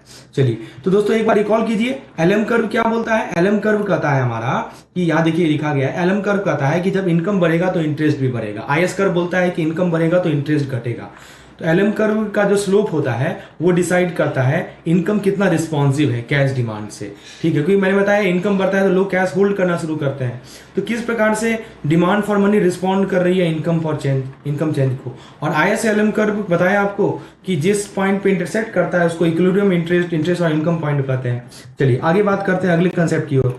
तो यहाँ पे स्लोप का बारे में तो मैंने आपको बताया ही कि दोस्तों कि LM कर्व की जो स्टीपनेस है वो डिपेंड करती है मनी डिमांड की इलास्टिसिटी पर। अगर इलास्टिसिटी लो है तो कर्व स्टीप रहेगा, अगर इलास्टिसिटी हाई है तो कर्व फ्लैट रहेगा। तो मतलब कि आपका LM कर्व कितना स्टीप है वो किस पे डिपेंड करती है, इलास्टिसिटी पर, मनी डिमांड इलास्टिसिटी पर, ठीक है। तो ये LM कर्व की स्टीपनेस डिपेंड करती है इलास्टिसिटी पर। इलास्टिसिटी ज्यादा है तो आपका कर्व फ्लैट होगा, फ्लैट मतलब समझते हैं ना, इस प्रकार का कर्व रहेगा, ठीक है, हल्का हल्का ऐसा फ्लैट दिखेगा। और यदि ज्यादा मान लीजिए इलास्टिसिटी कम है, ठीक है, तो आपका कर्व एकदम दिखेगा, ऐसा दिखेगा। तो LM कर्व शिफ्टिंग की बात कर लें दोस्तों, अगर मनी सप्लाई बढ़ जाए तो LM कर्व राइट या डाउन शिफ्ट करता है, ठीक है। मनी सप्लाई यदि आप बढ़ा देंगे ना तो LM कर्व जो है डाउन या राइट शिफ्ट करेगा। और अगर मनी सप्लाई हमारा कम हो जाए तो LM कर्व जो है ना लेफ्ट शिफ्ट करेगा, लेफ्ट यानी कि इधर शिफ्ट करेगा या ऊपर शिफ्ट करेगा, समझे। तो इंटरेस्ट रेट बढ़ता है कहने का मतलब। तो दोस्तों more money lower rate, simple सा लॉजिक है। फिर से बता दो दोस्तों, मनी सप्लाई बढ़ेगा तो मनी सप्लाई यदि बढ़ता है हमारा तो राइट शिफ्ट करेगा या हमारा डाउनवर्ड शिफ्ट करेगा, ठीक है, नीचे की तरफ शिफ्ट करता है। फिर हम IS LM इंटरसेक्शन की बात कर लें तो IS कर्व होता है डाउनवर्ड स्लोपिंग, LM कर्व होता है अपवर्ड स्लोपिंग, राइट। जहां पे दोनों कर्व इंटरसेक्ट करते हैं वहीं पे होता है हमारा मैक्रो इक्विलिब्रियम। क्या बोलते हैं उसको, मैक्रो इक्विलिब्रियम। कीवर्ड पकड़ेंगे मैक्रो इक्विलिब्रियम, समझे। चलिए एक बार रिवाइज कीजिए। पहले मैंने आपको LM कर्व के बारे में बताया कि LM कर्व का जो स्लोप होता है वो इलास्टिसिटी ऑफ मनी डिमांड को बताता है। चलिए उसके बाद आपको मैंने बताया कि LM कर्व यदि शिफ्ट होगा तो मनी सप्लाई हमारा चेंज होगा, समझे, तो रेट चेंज होगा। और IS LM कर्व का इंटरसेक्शन पॉइंट हमारा इक्विलिब्रियम इंटरेस्ट रेट बताता है। चलिए आगे बात करें अगले कंसेप्ट की ओर। तो यहाँ पे देखिए फिर से वही बात है कि IS कर्व होता है डाउनवर्ड स्लोपिंग, LM कर्व होता है अपवर्ड स्लोपिंग। जहां पे दोनों कर्व इंटरसेक्ट करते हैं वहीं पे होता है मैक्रो इक्विलिब्रियम। क्या होता है, मैक्रो इक्विलिब्रियम। देखिए यहाँ पे लिखा गया है मैक्रो इक्विलिब्रियम, राइट। तो इंटरेस्ट रेट और इनकम दोनों डिसाइड होते हैं इसी पॉइंट से। चलिए आगे बात करें दोस्तों, डिटर्मिनेंट्स ऑफ इंटरेस्ट, ये बहुत इंपॉर्टेंट है। देखिए इंटरेस्ट रेट 4 पिलर से डिसाइड होता है, 4 पिलर होते हैं इंटरेस्ट रेट के। कौन कौन से? पहला इन्वेस्टमेंट डिमांड, दूसरा सेविंग फंक्शन, तीसरा लिक्विडिटी प्रेफरेंस और चौथा मनी सप्लाई। यानी कि 4 पिलर होते हैं इंटरेस्ट रेट को डिसाइड करने के। नाम याद रखिएगा, investment demand, saving function, liquidity preference और मनी सप्लाई। दोस्तों बात कर ले फिस्कल पॉलिसी इफेक्ट की, तो दोस्तों देखिए अगर गवर्नमेंट स्पेंडिंग बढ़ाए या टैक्स कम करे तो आईएस कर्व राइट शिफ्ट करता है। देखिए यहाँ साफ साफ लिखा है, यदि सरकार अपनी खर्च बढ़ाती है या टैक्स कम करती है तो आईएस कर्व राइटवार्ड शिफ्ट करता है और इंटरेस्ट बढ़ता है और इनकम बढ़ता है। सिंपल सी बात है। और यदि मान लीजिए सरकार टैक्स बढ़ा दे तो आईएस कर्व लेफ्टवार्ड शिफ्ट करेगा, इंटरेस्ट घटेगा जैसे जैसे इनकम घटेगा। समझे? तो चलिए एक बार जल्दी से रिवाइज करते हैं। मैंने आपको क्या बताया, आईएस कर्व डाउनवर्ड स्लोपिंग होता है, एलएम कर्व अपवर्ड स्लोपिंग होता है, जहां पे मिलते हैं उसको हम लोग इक्विलिब्रियम इंटरेस्ट रेट इनकम कहते हैं।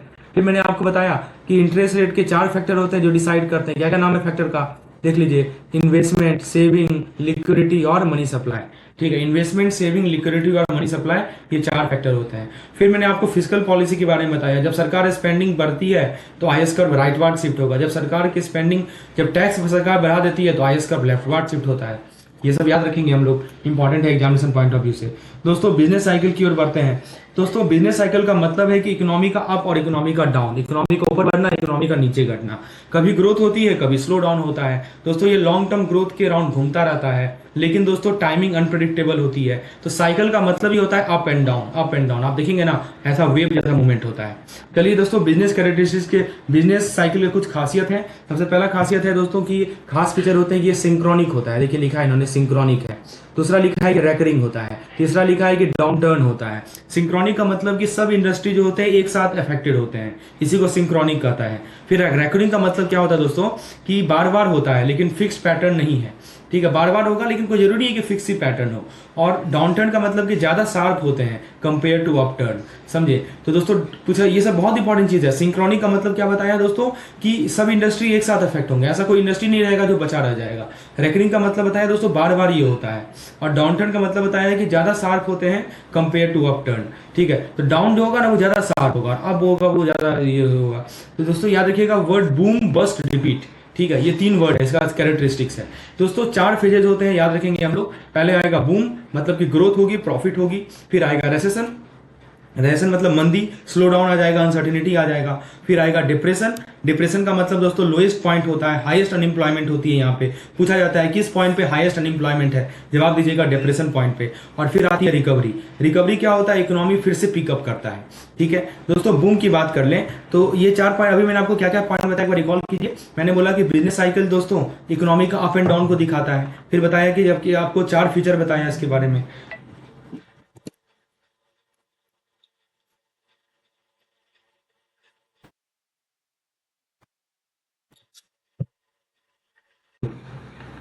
हेलो, हाँ तो फ्रेंड्स सिंक्रोनिक है। ये आपको 4 फेजेस बताए, बूम, रेसेशन, डिप्रेशन और रिकवरी। तो बूम का मतलब क्या बताया दोस्तों, ग्रोथ रहेगा, जॉब होगा, प्रॉफिट आएगी। रिसेशन में स्लो डाउन होगा, राइट। तो बूम, रेसेशन, इसको BRDR से याद रख सकते हैं, BRDR। ठीक है, चलिए बूम के बारे में आप थोड़ा डिटेल में बात करते हैं। दोस्तों देखिए बूम में क्या होता है कि इकोनॉमी फुल स्पीड में होती है, हमारी डिमांड बढ़ रही होती है, राइट, प्रॉफिट बढ़ते हैं। देखिए यहाँ लिखा गया है ना कि हमारी डिमांड बढ़ रही है, हमारी प्रॉफिट बढ़ रही है, राइट, इन्वेस्टमेंट और वेजेस भी ऊपर जा रहे हैं, राइट। लेकिन साथ ही साथ दोस्तों इन्फ्लेशन भी बढ़ने लगता है, मतलब पीक पार्टी, प्राइस शोर। ठीक है, ये बूम में होता है। रिसेशन में क्या होता है दोस्तों, कि रिसेशन में दोस्तों बूम के बाद आता है स्लो डाउन, यानी कि रिसेशन, यानी डिमांड हमारी गिरती है, डिमांड गिरती है, सप्लाई ज्यादा है डिमांड से, राइट। तो स्टॉक पाइलअप होने लगता है, स्टॉक पाइलअप होता है तो कंपनी इन्वेस्टमेंट कम कर देते हैं, राइट, इन्वेस्टमेंट कम हो जाती है, यहाँ लिखा है साफ साफ, राइट, अनएम्प्लॉयमेंट बढ़ने लगती है। तो ये होता है हमारा रिसेशन। तो रिसेशन जैसे कि सिंपल सी बात है, बूम के बाद आता है स्लो डाउन यानी कि रिसेशन, डिमांड घटता है और सप्लाई ज्यादा हो जाती है, सप्लाई डिमांड से ज्यादा है, स्टॉक पाइलअप होने लगा, कंपनी इन्वेस्टमेंट कम कर देती है, एम्प्लॉयमेंट बढ़ने लग जाती है, इसे ही बोलते हैं रिसेशन।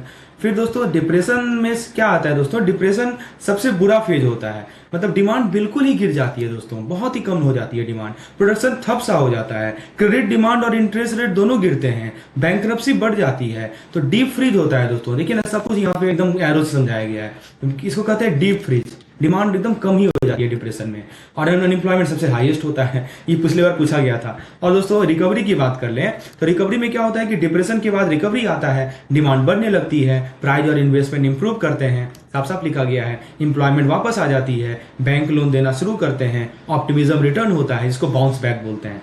समझे दोस्तों? तो बूम में हमारा फूड स्पीड ग्रोथ रहता है, इन्फ्लेशन काफी हाई रहता है बूम में, ठीक है, इन्फ्लेशन बढ़ता है, रिसेशन में डिमांड घटता है और स्टॉक बढ़ता है, डिप्रेशन में हमारा डिमांड डेड हो जाता है, प्रोडक्शन भी ठप हो जाता है, और रिकवरी में दोस्तों डिमांड बढ़ता है, ऑप्टिमिज्म बढ़ती है। चलिए याद रहेगा, ये 4 फेजेस बहुत इंपॉर्टेंट थे दोस्तों। बात कर ले मॉनेटरी पॉलिसी की, तो मॉनेटरी पॉलिसी कंट्रोल करता है आरबीआई, आरबीआई कंट्रोल करता है दोस्तों मॉनेटरी पॉलिसी, आरबीआई मतलब कि reserve bank of India, right. और दोस्तों ये डिसाइड करता है कि पैसा कितना अवेलेबल होगा, राइट, ये सप्लाई को डिसाइड करता है, अवेलेबिलिटी को डिसाइड करता है, राइट, उसका कॉस्ट क्या होगा और इंटरेस्ट रेट क्या होगा, समझे। मैं फिर से बता दूं दोस्तों कि मॉनेटरी पॉलिसी आरबीआई कंट्रोल करता है और ये डिसाइड करता है कि पैसा कितना अवेलेबल होगा, उसका कॉस्ट क्या होगा, इंटरेस्ट रेट क्या होगा। दोस्तों हमारा जो बाई मंथली पॉलिसी स्टेटमेंट है, राइट, उसके थ्रू अपडेट मिलती है आपको। तो आरबीआई कहा जाता है कि आरबीआई रूल्स द रूपी, समझे। तो दोस्तों 2 तरह के होते हैं मॉनेटरी पॉलिसी, कौन कौन से होते हैं, एक एक्सपेंशनरी है और एक हमारा कॉन्ट्रैक्शनरी है। एक्सपेंशनरी में क्या होता है कि पैसा से ज्यादा सप्लाई होता है, लिखा है ना, मनी सप्लाई ज्यादा होती है, इंटरेस्ट रेट कम हो जाता है, मनी सप्लाई ज्यादा होगा तो इंटरेस्ट रेट कम होगा, ठीक है, अनएम्प्लॉयमेंट से फाइट करने के लिए, टू कॉम्बैट द अनएम्प्लॉयमेंट, ठीक है। तो एक expansionary policy, contractionary policy. Contractionary में क्या होता है कि पैसा कम सप्लाई होता है, ठीक है, पैसा कम सप्लाई होगा तो क्या होगा, इंटरेस्ट रेट बढ़ने लगता है, समझे, तो इन्फ्लेशन कंट्रोल करने के लिए। तो एक्सपेंशनरी में दोस्तों पैसा ज्यादा सप्लाई होता है, राइट, इंटरेस्ट रेट कम होता है। कॉन्ट्रैक्शनरी में पैसा कम सप्लाई होता है, इंटरेस्ट रेट ज्यादा हो जाता है। तो याद रखिएगा, expand to employ, contract to control, ऐसे याद रखिए, इससे याद रहेगा। मतलब कि अनएम्प्लॉयमेंट, ये आप बताए ना, अनएम्प्लॉयमेंट से कॉम्बैट करना है तो आपको एक्सपेंशनरी पॉलिसी लगाना पड़ेगा, और यदि इन्फ्लेशन को कंट्रोल करना है तो आपको कॉन्ट्रैक्शनरी पॉलिसी लगाना पड़ेगा, ठीक है। ये 2 वर्ड याद रखेंगे दोस्तों। फिजिकल पॉलिसी चलाता है सरकार, सरकार चलाती है ना फिजिकल पॉलिसी को, राइट, यानी कि गवर्नमेंट स्पेंडिंग और टैक्स के थ्रू। तो ये डिमांड, इन्फ्लेशन, एम्प्लॉयमेंट को इन्फ्लुएंस करता है, लिखा गया है, डिमांड, इन्फ्लेशन, एम्प्लॉयमेंट को प्रभावित करता है। दोस्तों बैंक, आप देखिए कुछ टूल्स की बात कर लेते हैं, जैसे बैंक रेट है, ठीक है, बैंक रेट पहला टूल है दोस्तों।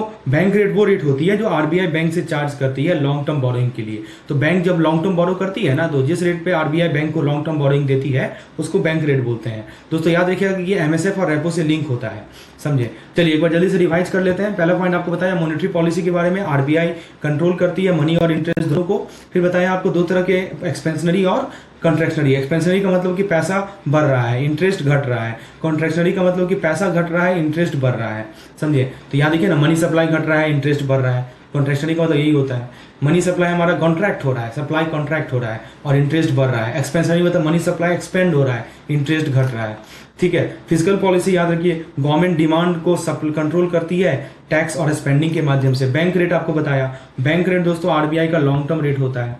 चलिए ये सब पॉइंट आपको क्लियर हो गया। अब आगे बात करते हैं हम लोग, टूल्स की हम बात कर रहे हैं। पहले हमने स्टार्ट की बैंक रेट से। तो बैंक रेट में एक टर्म आप देखेंगे, लॉन्ग टर्म डिस्काउंट रेट। क्या है दोस्तों term? Long term discount rate. तो आरबीआई, ये बेसिकली होता क्या है, what is this long term discount rate, आइए समझते हैं। तो RBI land long terms to bank. तो देखिए दोस्तों, बैंक रेट का मतलब आरबीआई लॉन्ग टर्म लोन देता है बैंक को बिना कोलेट्रल का, और ये रेट चेंज होते रहता है, आपको पता होगा। लेकिन इसका इंपैक्ट लिमिटेड है क्योंकि बैंक रिफाइनेंस यूज करते हैं और बिल मार्केट वीक है, ठीक है। तो ये देखिए दोस्तों, याद रखिएगा कि बैंक रेट जो है वो आरबीआई का प्राइस टैग है।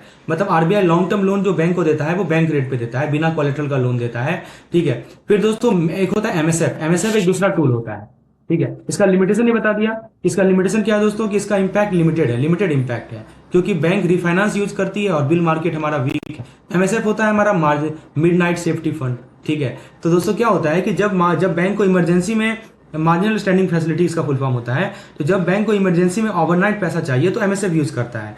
तो अगर अपने एसएलआर के अंदर से कोलेट्रल कोलेट्रल देना पड़ता है यहाँ पे अपने एसएलआर से। और दोस्तों इसका लिमिट होता है कि 2% ऑफ एनडीएल से ज्यादा नहीं हो सकता ये, ठीक है। और रेट जो है रेपो रेट का 0.25% ज्यादा होता है एमएसएफ, प्लीज याद रखेंगे इसको। और दोस्तों बैंक रेट एमएसएफ को यदि कंपेयर करें तो बैंक रेट हमेशा लॉन्ग टर्म होता है, याद रखेंगे, और एमएसएफ हमेशा ओवरनाइट होता है। बैंक रेट बिना कोलेट्रल का होगा, एमएसएफ शॉर्ट टर्म होता है, कोलेट्रल के साथ होता है। ऑब्जेक्टिव भी अलग है, बैंक रेट क्रेडिट कंट्रोल के लिए, एमएसएफ जो है लिक्विडिटी शॉक के लिए है।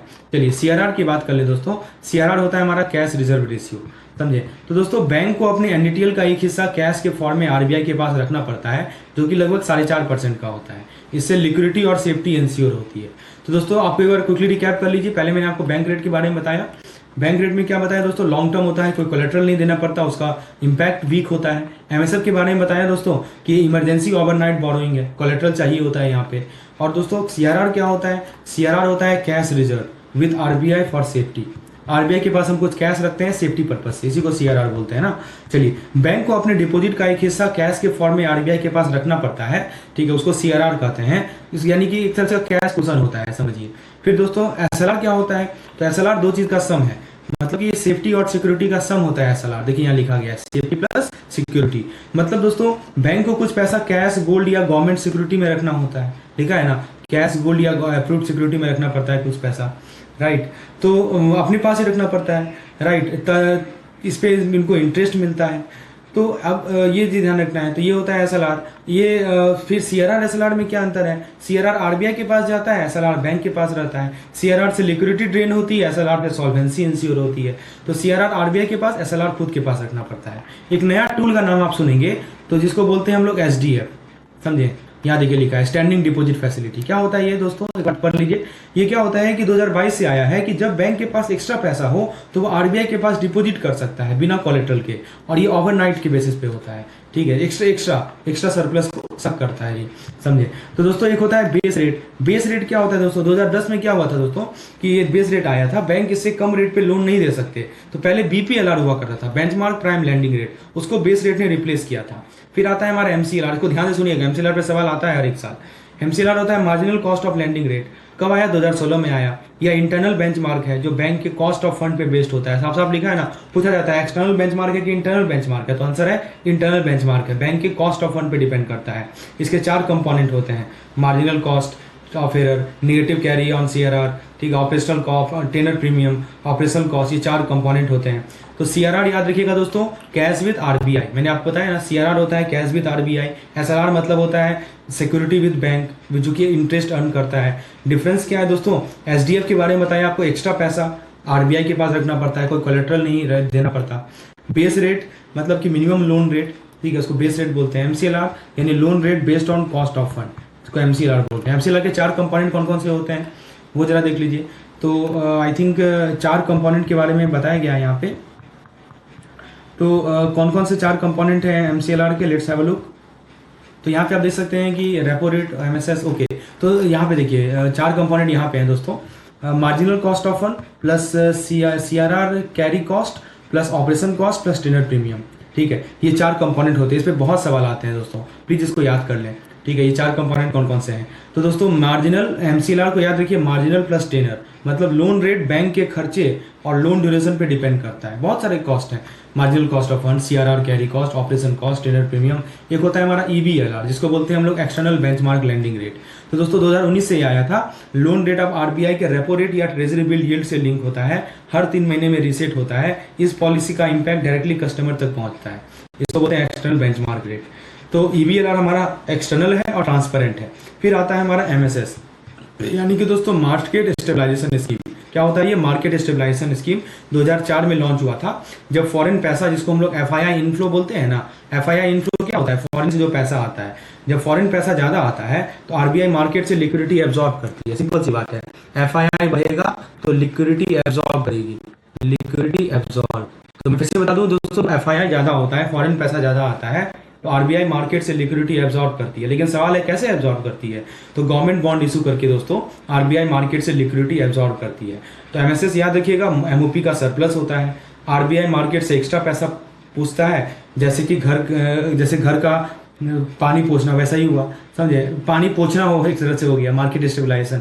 सिंपल सी बात है, 2004 में लॉन्च हुआ था। जब फॉरेन पैसा ज्यादा आता है ना, तो आरबीआई बॉन्ड इशू करती है, मार्केट से लिक्विडिटी को एब्जॉर्ब करती है, इसी को बोलते हैं मार्केट स्टेबलाइजेशन, मतलब स्टेबिलिटी बढ़ाती है। तो दोस्तों याद रखेंगे, एमसीएलआर बैंक के कॉस्ट प्लस टेनर पे बेस्ड होते हैं। ईबीएलआर दोस्तों हमारे आरबीआई का रेपो या ट्रेजरी बिल से लिंक होता है, और एमएसएस जो है वो आरबीआई का टूल है, ताकि जो एक्स्ट्रा पैसा है उसको पोंछ सकें, यानी मॉपअप कर सकें। चलिए अब दोस्तों अगले कंसेप्ट की ओर बढ़ते हैं। नेक्स्ट कंसेप्ट है हमारा रेपो रेट, राइट। तो आपको पता होगा दोस्तों, ये रेपो रेट आरबीआई का प्राइस है कैश के लिए। तो रेपो रेट की बात कर लेते हैं, let's talk about the repo rate, अब यहाँ पे देखिए कुछ टर्म्स हैं, जैसे कि आप यहाँ देख सकते हैं एलएएफ लिखा हुआ है। एलएएफ क्या होता है हमारा? Liquidity adjustment facility. तो दोस्तों ये आरबीआई का ना डेली ऑक्शन सिस्टम है, यहाँ पे देखिए लिखा है इन्होंने, डेली ऑक्शन सिस्टम है जिसमें रेपो और रिवर्स रेपो के थ्रू लिक्विडिटी एडजस्ट होती है। रेपो ऑक्शन होता है, रिवर्स रेपो ऑक्शन होता है, लिक्विडिटी को एडजस्ट किया जाता है। इसमें दो वर्ड देखेंगे, एमएसएफ, इसको कॉरिडोर बोलते हैं। एलएएफ का एक कॉरिडोर होता है, अपर लिमिट होता है हमारा marginal standing facility, lower limit होता है हमारा स्टैंडिंग डिपॉजिट फैसिलिटी, और रेपो जो होता है वो मिडिल पॉइंट होता है, ठीक है। और जो कॉरिडोर का विड्थ होता है ना वो 50 बीपीएस होता है। ये प्लीज याद कर लीजिए, लिक्विडिटी कॉरिडोर पे सवाल आता है, इसका पूछेगा अपर लिमिट बता दो क्या है, तो बोलिएगा एमएसएफ है। लोअर लिमिट क्या है, तो एसडीएफ है। कॉरिडोर का विड्थ कितना होता है, तो 50 बीपीएस होता है, 50 बेसिस पॉइंट स्केल होता है। तो याद रखिएगा दोस्तों, एलएएफ जो है वो लिक्विडिटी का लाइफ लाइन है। मतलब आरबीआई हर दिन पैसे का फ्लो एडजस्ट करता है, जैसे बॉडी में ब्लड प्रेशर कंट्रोल होता है ना, वैसे ही। एक आप वर्ड देखेंगे वीआरआर, समझे? तो ये देखिए, मैं आपको वीआरआर यहाँ पे सकता, मैं आपको ये दिखा देता हूँ। देखिए ये वीआरआर है। ये क्या होता है दोस्तों? एक वेरिएबल रेट होता है। दोस्तों ये ऑक्शन बेस्ड सिस्टम है जिसमें बैंक अपने एक्स्ट्रा पैसा आरबीआई को डिपॉजिट कर देता है, ठीक है। लिक्विडिटी एब्जॉर्प्शन मतलब बैंक क्या करता है कि जो एक्स्ट्रा पैसा है ना इसके पास, वो आरबीआई के पास दे देता है, और रेट इसका फिक्स नहीं होता, राइट। और दोस्तों ऑक्शन से रेट डिसाइड होता है, इससे बैंक को फिक्स रिवर्स रेपो से ज्यादा रिटर्न मिलता है, ठीक है। इसको बोलते हैं वेरिएबल वैकम कहा जाता है, और ये जनवरी 2021 से एक्टिव है, समझे? मैं फिर से रिपीट कर दूं दोस्तों, वीआरआर को कहते हैं variable rate. Auction based system होता है, बैंक अपना एक्स्ट्रा पैसा आरबीआई को डिपॉजिट कर देता है और रेट फिक्स नहीं होता, ऑक्शन से रेट डिसाइड होता है, और ये जनवरी 2021 से एक्टिव है। तो वीआरआर को कहते हैं दोस्तों वेरिएबल वैकम। ओएमओ होता है हमारा ओपन मार्केट ऑपरेशन। इसमें क्या होता है दोस्तों कि आरबीआई मार्केट में बॉन्ड खरीदता है या बॉन्ड बेचता है, ठीक है। मान लीजिए कि आरबीआई ने बॉन्ड खरीदा तो क्या होगा? पैसा इंजेक्ट होता है। आरबीआई ने बॉन्ड बेचा तो पैसा एब्जॉर्ब होता है। तो इसको याद रखिएगा, आउटराइट है और रेपो बेस्ड है, समझे? ओएमओ को बोलते हैं ओपन मार्केट मूव्स। तो आरबीआई मार्केट में एंट्री मार के पैसा का फ्लो कंट्रोल करता है, इसी को बोलते हैं ओपन मार्केट ऑपरेशन। अब देखिए एक टर्म आप देखेंगे यहाँ, रिफाइनेंस। रिफाइनेंस आरबीआई कुछ स्पेसिफिक सेक्टर को लिक्विडिटी देता है, जैसे कि एग्रीकल्चर हो गया, या मान लीजिए कि एमएसएमई सेक्टर है, तो ये रेपो रेट से लिंक होता है, लेकिन अब इसका यूज कम हो गया है फॉर बेटर ट्रांसमिशन। तो दोस्तों रिफाइनेंस टारगेटेड रिलीफ हुआ करता है। तो एलएएफ के बारे में क्या बताएं आपको? एलएएफ याद रखिएगा, डेली लिक्विडिटी कंट्रोल होता है ऑक्शन के माध्यम से। बीआरआर दोस्तों हमारा वेरिएबल रेट है, यानी flexible rate reverse repo to absorb surplus liquidity, surplus को एब्जॉर्ब करने के लिए होता है। ओएमओ को बताया आपको कि ओएमओ में आरबीआई खरीदता है और बेचता है बॉन्ड को, ताकि लिक्विडिटी को मैनेज कर सके। यही तो होता है ओपन मार्केट ऑपरेशन में, बॉन्ड को खरीदेगा या बेचेगा कौन? आरबीआई। रिफाइनेंस बताया कि sector specific liquidity support provide करती है। चलिए अब दोस्तों एक ग्लोबल क्राइसिस आई थी 2008 में, आइए उसकी बात कर लेते हैं। इस पे सवाल आया था कि 2008 में जब फाइनेंशियल क्राइसिस आई थी ना, तो आरबीआई ने एग्रेसिवली रेट कट कर दिया, रेपो रेट को 425 बीपीएस से घटा दिया, लगभग इतना 4.75 कर दिया। रिवर्स रेपो को 275 बीपीएस से घटा दिया, सीआरआर को 400 बीपीएस से घटा दिया। मतलब दोस्तों क्या हुआ कि आरबीआई ने इकोनॉमी को रिवाइव करने के लिए पैसा पंप किया। अल्टीमेटली पैसा पंप ही तो कर रहा है, तो आरबीआई के पास फुल पावर है। कोविड-19 का एग्जांपल ले लीजिए, सिमिलर इंस्टेंस था। आरबीआई ने ईजिंग इंस्टेंस लिया, रेपो रेट को, सीआरआर को कट कर दिया, राइट। मल्टीपल इंस्ट्रूमेंट को यूज किए लिक्विडिटी और पॉलिसी को सपोर्ट करने के लिए। तो दोस्तों की डिफरेंस की बात कर लें, इंडिया ने क्राइसिस रिस्पांस में कुछ कंजर्वेटिव अप्रोच लिए, जैसे कि no collateral dilution, government security only, stable balance sheet का है, सीक्वेंस्ड मेजर। तो दोस्तों इंडिया ने सेफ और सीक्वेंस मेजर लिया, खासकर दोनों क्राइसिस का मैं एग्जांपल बताऊं तो। अब बात करें एमपीसी की, दोस्तों मॉनेटरी पॉलिसी कमेटी, शॉर्ट में इसको एमपीसी बोलते हैं। ये क्या करते हैं? ये रेपो रेट सेट करते हैं। रेपो रेट कौन सेट करता है? एमपीसी सेट करता है। कौन से सेक्शन के अंदर? तो 45 जेडबी सेक्शन के अंदर। दोस्तों ये मनी मार्केट रेट को एंकर करता है, डिमांड और इन्फ्लेशन को इन्फ्लुएंस करता है। साफ साफ लिखा गया है ना, मनी मार्केट रेट को एंकर करेगा, और दोस्तों हमारा डिमांड कैसा है, हमारा इन्फ्लेशन कैसा है, उस पर बहुत इफेक्ट डालता है। कौन? एमपीसी। एमपीसी का फुल फॉर्म क्या है? मॉनेटरी पॉलिसी कमेटी, ठीक है। दोस्तों अभी हमने 4 पॉइंट बताया आपको। 2008 में क्या हुआ था? कट रेट को कट किया गया था, लिक्विडिटी इंजेक्ट की गई थी। कोविड में भी सेम सिचुएशन हुई थी, अभी मैंने बताया आपको। इंडिया का स्टाइल क्या है? सेफ और सीक्वेंस स्टाइल है, कोई रिस्की मूव नहीं होता है। और दोस्तों एमपीसी का रोल बताया आपको, रेपो रेट डिसाइड करता है, इन्फ्लेशन कंट्रोल करने का काम है एमपीसी का। चलिए आगे बात करते हैं दोस्तों नेक्स्ट स्लाइड की ओर। तो I think we have covered it, yes. देखिए गोल यही है कि प्राइस स्टेबिलिटी और ग्रोथ। आरबीआई का मेन गोल क्या है दोस्तों? कि इन्फ्लेशन को कंट्रोल करना ग्रोथ को सपोर्ट के साथ, ठीक है। इन्फ्लेशन का टारगेट कितना है? 4% सीपीआई। मतलब आरबीआई का टारगेट है कि सीपीआई ना 4% के आसपास रखा जाए, ±2% का मार्जिन है। और यह फ्रेमवर्क 2016 से एक्टिव है, जिसको हम लोग कहते हैं फ्लेक्सिबल इन्फ्लेशन टारगेटिंग। पूछा जा सकता है what is this flexible inflation targeting? तो बोलिएगा कि सीपीआई का, आरबीआई का टारगेट है कि सीपीआई को 4% के इर्द गिर्द रखना, ±2%। फिर दोस्तों एक होता है ऑपरेटिंग टारगेट, जिसको बोलते हैं WACR। मतलब आरबीआई मनी मार्केट को कंट्रोल करता है वेटेड एवरेज कॉस्ट एवरेज से। WACR का फुल फॉर्म है वेटेड एवरेज कॉल रेट के थ्रू। मतलब मनी मार्केट को कंट्रोल करने के लिए आरबीआई एक टूल यूज करता है जिसको बोलते हैं WACR, weighted average call rate, right, जो रेपो रेट के आसपास एंकर्ड होता है। तो इससे लिक्विडिटी मैनेज होती है। कुछ इंस्ट्रूमेंट के नाम सुन लीजिए, repo, CRR, SLR, LAF, OMO। तो ये सब टूल्स हैं। रेपो होते हैं शॉर्ट टर्म लैंडिंग के लिए, CRR होता है कैश रिजर्व जो कि आरबीआई के पास रखना पड़ता है, SLR दोस्तों सिक्योरिटी रखनी पड़ती है, बैंक खुद रखता है अपने पास, LAF दोस्तों डेली लिक्विडिटी एडजस्टमेंट के लिए होती है, OMO में बॉन्ड का सेल और खरीद बिक्री होती है, राइट। तो दोस्तों अभी हमने 4 पॉइंट आपको बताया, गोल बताया आपको। गोल क्या है? प्राइस स्टेबिलिटी और ग्रोथ। इन्फ्लेशन टारगेट है 4% का। ऑपरेटिंग टारगेट है WACR अराउंड रेपो। और इंस्ट्रूमेंट के लिए आपको मैंने 4 इंस्ट्रूमेंट का नाम बताया। चलिए आगे बढ़ते हैं अगले कंसेप्ट की ओर। तो कोविड के टाइम आरबीआई ने क्या किया, मैंने आपको बताया था। TLTRO को देखिए दोस्तों। TLTRO होता है टारगेटेड लिक्विडिटी, बहुत इंपॉर्टेंट चीज है, ध्यान से सुनिएगा दोस्तों। आरबीआई ने रेपो ऑक्शन किए जिसमें बैंक को पैसा दिया गया। खासकर कोविड के टाइम में आरबीआई ने इकोनॉमी को सपोर्ट करने के लिए क्या क्या स्टेप लिए उसकी बात कर रहे हैं। तो आरबीआई ने TLTRO लाया था। TLTRO में क्या हुआ, रेपो ऑक्शन करवाया। रेपो ऑक्शन से क्या हुआ कि बैंक को पैसा दिया गया, लेकिन कंडीशन यह थी कि वो पैसा कॉर्पोरेट बॉन्ड और कमर्शियल पेपर में इन्वेस्ट हो, जो किसी को कॉर्पोरेट बॉन्ड या कमर्शियल पेपर में इन्वेस्ट कर सकें। तो TLTRO होता है टारगेटेड लिक्विडिटी फॉर कॉर्पोरेट्स के लिए ये लिक्विडिटी दी गई थी। मतलब पैसा दिया लेकिन टारगेट के साथ दिया कि ताकि कॉर्पोरेट को फंडिंग मिले। ये नहीं कि रिटेल फंडिंग नहीं मिले, कॉर्पोरेट को फंडिंग मिले, इसलिए टारगेटेड वर्ड यूज किया है। पैसा दिया था आरबीआई ने, ठीक है, रेपो ऑक्शन के थ्रू। फिर होता है CRR को कम कर दिया कोविड के टाइम में, पता ही होगा आपको, 100 BPS से कम कर दिया था। फिर MSF के लिमिट को बढ़ा दिया। MSF लिमिट बढ़ाने से क्या होगा कि MSF बोरोइंग को 2% से 3% कर दिया, ठीक है। इससे भी लगभग 1.37 लाख करोड़ का लिक्विडिटी मिला। MSF क्या होता है दोस्तों? सेफ्टी फंड होता है, ठीक है। तो आपको मैंने बताया MSF के बारे में, ठीक है। इमरजेंसी में बैंक को ज्यादा पैसा मिलता है, उसको MSF बोलते हैं। और रिवर्स रेपो को भी कट कर दिया। तो दोस्तों TLTRO याद रखिएगा कि टारगेटेड लिक्विडिटी होता है कॉर्पोरेट के लिए। चलिए बाकी तो आप जानते ही हैं, बाकी जो फैसिलिटीज दी गई थी कोविड के टाइम में। और दोस्तों रिफाइनेंस फैसिलिटी दी गई, जैसे नाबार्ड के द्वारा, सिडबी के द्वारा, NHB के द्वारा, ठीक है। नाबार्ड एग्रीकल्चर के लिए देगा, सिडबी देगा आपका MSME के लिए, और national housing bank housing finance देगा, उसके लिए रिफाइनेंस करेगा। डिविडेंड रिस्ट्रिक्शन किया गया, ठीक है। ये भी स्टेप लिए गए। मतलब क्या हुआ कि आरबीआई ने बैंक को बोला कि देखो फाइनेंशियल ईयर 2020 के लिए डिविडेंड मत दो, इससे बैंक का कैपिटल स्ट्रांग बना रहा ताकि फ्यूचर शॉक हैंडल हो सके। लिक्विडिटी कवरेज रेशियो यानी LCR को 100% से 80% कर दिया गया, ठीक है। इससे बैंक को थोड़ा ब्रीदिंग स्पेस मिला। आई थिंक इससे सवाल नहीं आएगा, तो इतना इंपॉर्टेंट है नहीं कोविड टाइम क्या हुआ था। जो मेन काम है उसको हम लोग डिस्कस करते हैं। FPI इन्वेस्टमेंट पे आते हैं दोस्तों। तो हाँ, एक होता है VRR होता है दोस्तों वॉलेंटरी रिटेंशन रूट। तो आरबीआई ने VRR के अंदर FPI को 3 महीने का एक्स्ट्रा टाइम दिया था।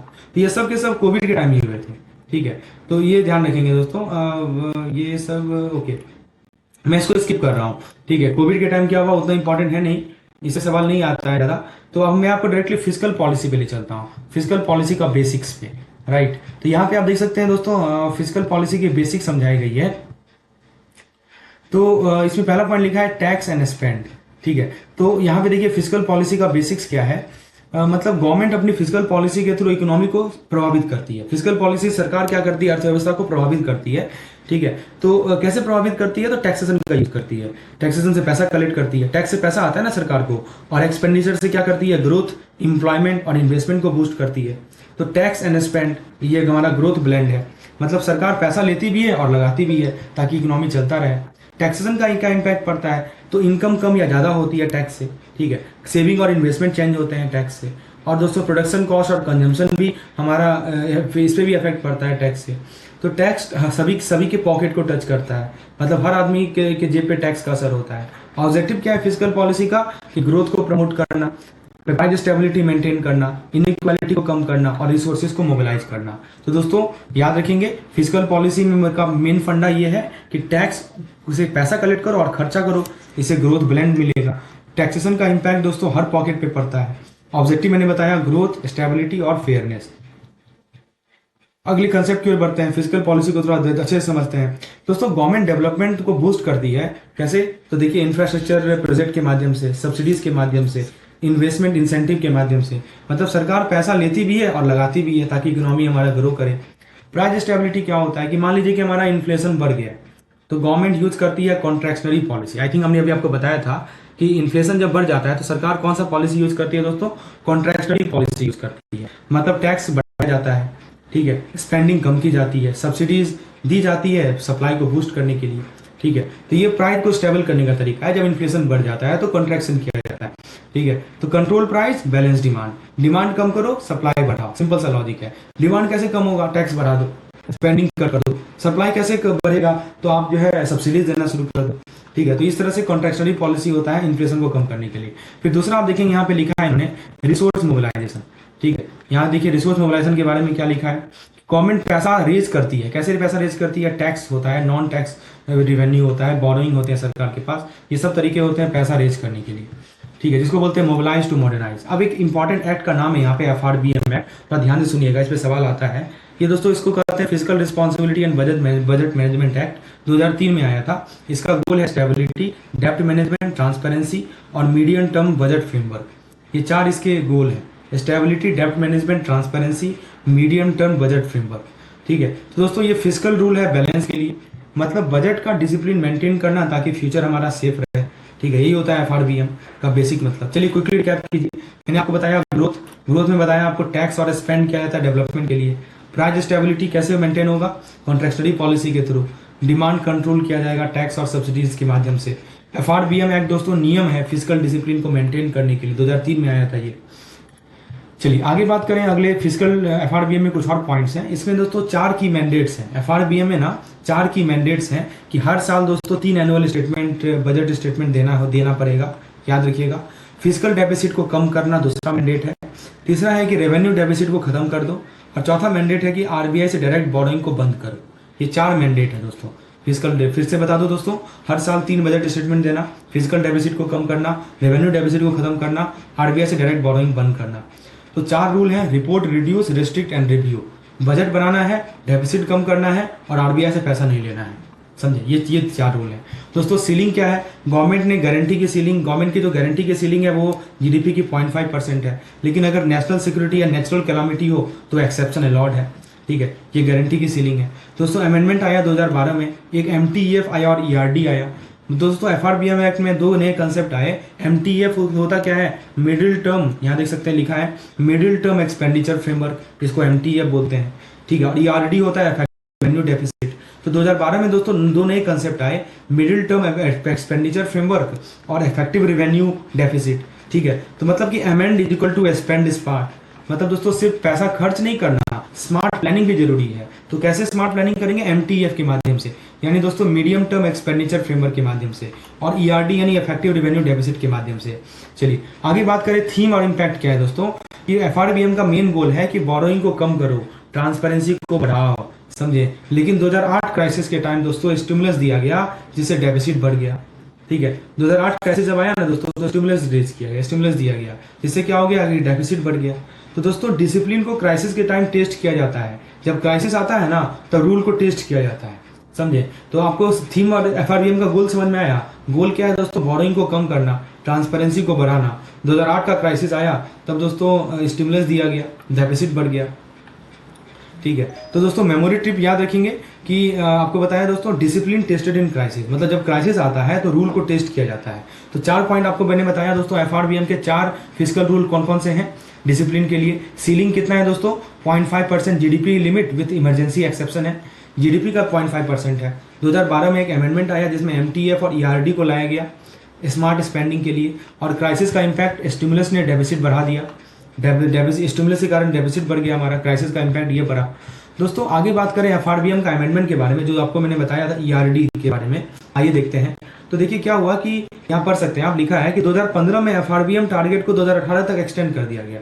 जो हमारा ERD है, ERD होता है क्या? हमारा इफेक्टिव रेवेन्यू डेफिसिट। ठीक है, तो ERD और रेवेन्यू डेफिसिट टारगेट को 2018-19 में डिसकंटिन्यू कर दिया गया। 18-19 में बोला कि डिसकंटिन्यू कर दो। ठीक है, तो करने का मतलब कि टाइम बढ़ा, टारगेट हटा, डिसिप्लिन थोड़ा सा लॉस हुआ।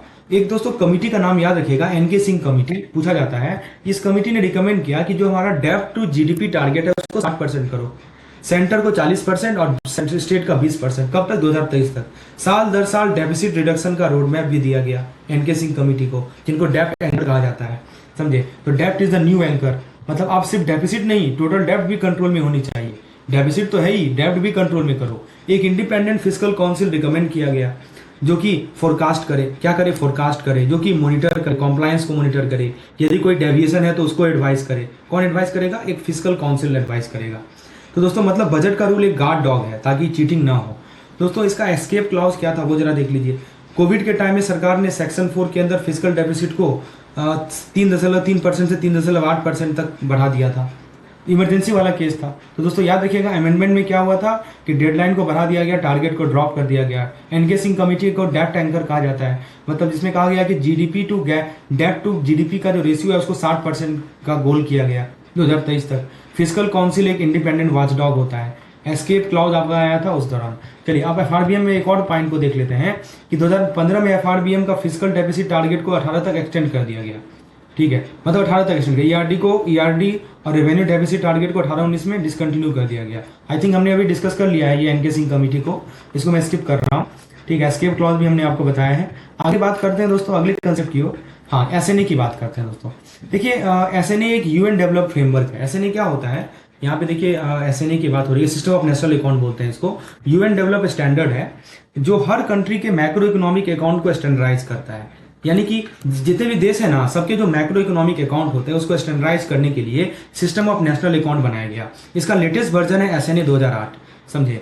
तो इसमें नए नए रूल्स और कवरेज इंक्लूड किए गए। तो मेमोरी टिप्स क्या है इसको याद रखने का कि एसएनए जो है ग्लोबल अकाउंटिंग लैंग्वेज है। देखिए यहाँ साफ साफ लिखा हुआ है, ये क्या है दोस्तों, ये ग्लोबल अकाउंटिंग लैंग्वेज है। कौन? एसएनए। ठीक है दोस्तों, हर कंट्री एक ही फॉर्मूला से जीडीपी कैलकुलेट करते हैं ताकि कंपैरिजन इजी हो। सिंपल भाषा में बोली यही मतलब है इसका। एसएनए का मतलब यही है कि जितने भी देश है ना, सब एक ही फॉर्मूला को यूज करें जीडीपी को कैलकुलेट करने के लिए। यानी कि एसएनए एक ग्लोबल अकाउंटिंग लैंग्वेज है। फुल फॉर्म इसका है सिस्टम ऑफ नेशनल अकाउंट। समझिए कि ग्लोबल अकाउंटिंग लैंग्वेज माना जाता है इसको। बेस ईयर को रिवाइज किया गया। दोस्तों भारत ने जीडीपी का बेस ईयर 2004-05 से बढ़ाकर 2011-12 कर दिया। ठीक है, यह रिवीजन हर 5 साल में होता है ताकि डेटा करंट रियलिटी को रिफ्लेक्ट करे। तो बेस ईयर को अपडेट किया जाता है रियलिटी को रिफ्लेक्ट करने के लिए। मतलब दोस्तों पुराने जमाने का डेटा अब काम नहीं आते, नए बेस से नया डिसीजन लिया गया। ठीक है, तो दोस्तों ये ध्यान रखना है। उसके बाद मेजर चेंज आया एसएनए 2008 में कि पहले जीडीपी कैलकुलेट होता था फैक्टर कॉस्ट पे, अब होता है मार्केट प्राइस पे। मतलब फैक्टर कॉस्ट से हटाकर अब मार्केट प्राइस कर दिया गया जीडीपी कैलकुलेट करने के लिए। साथ ही साथ ग्रॉस वैल्यू एडिशन भी जो है उसको बेसिक प्राइस पे कैलकुलेट करना स्टार्ट कर दिया गया।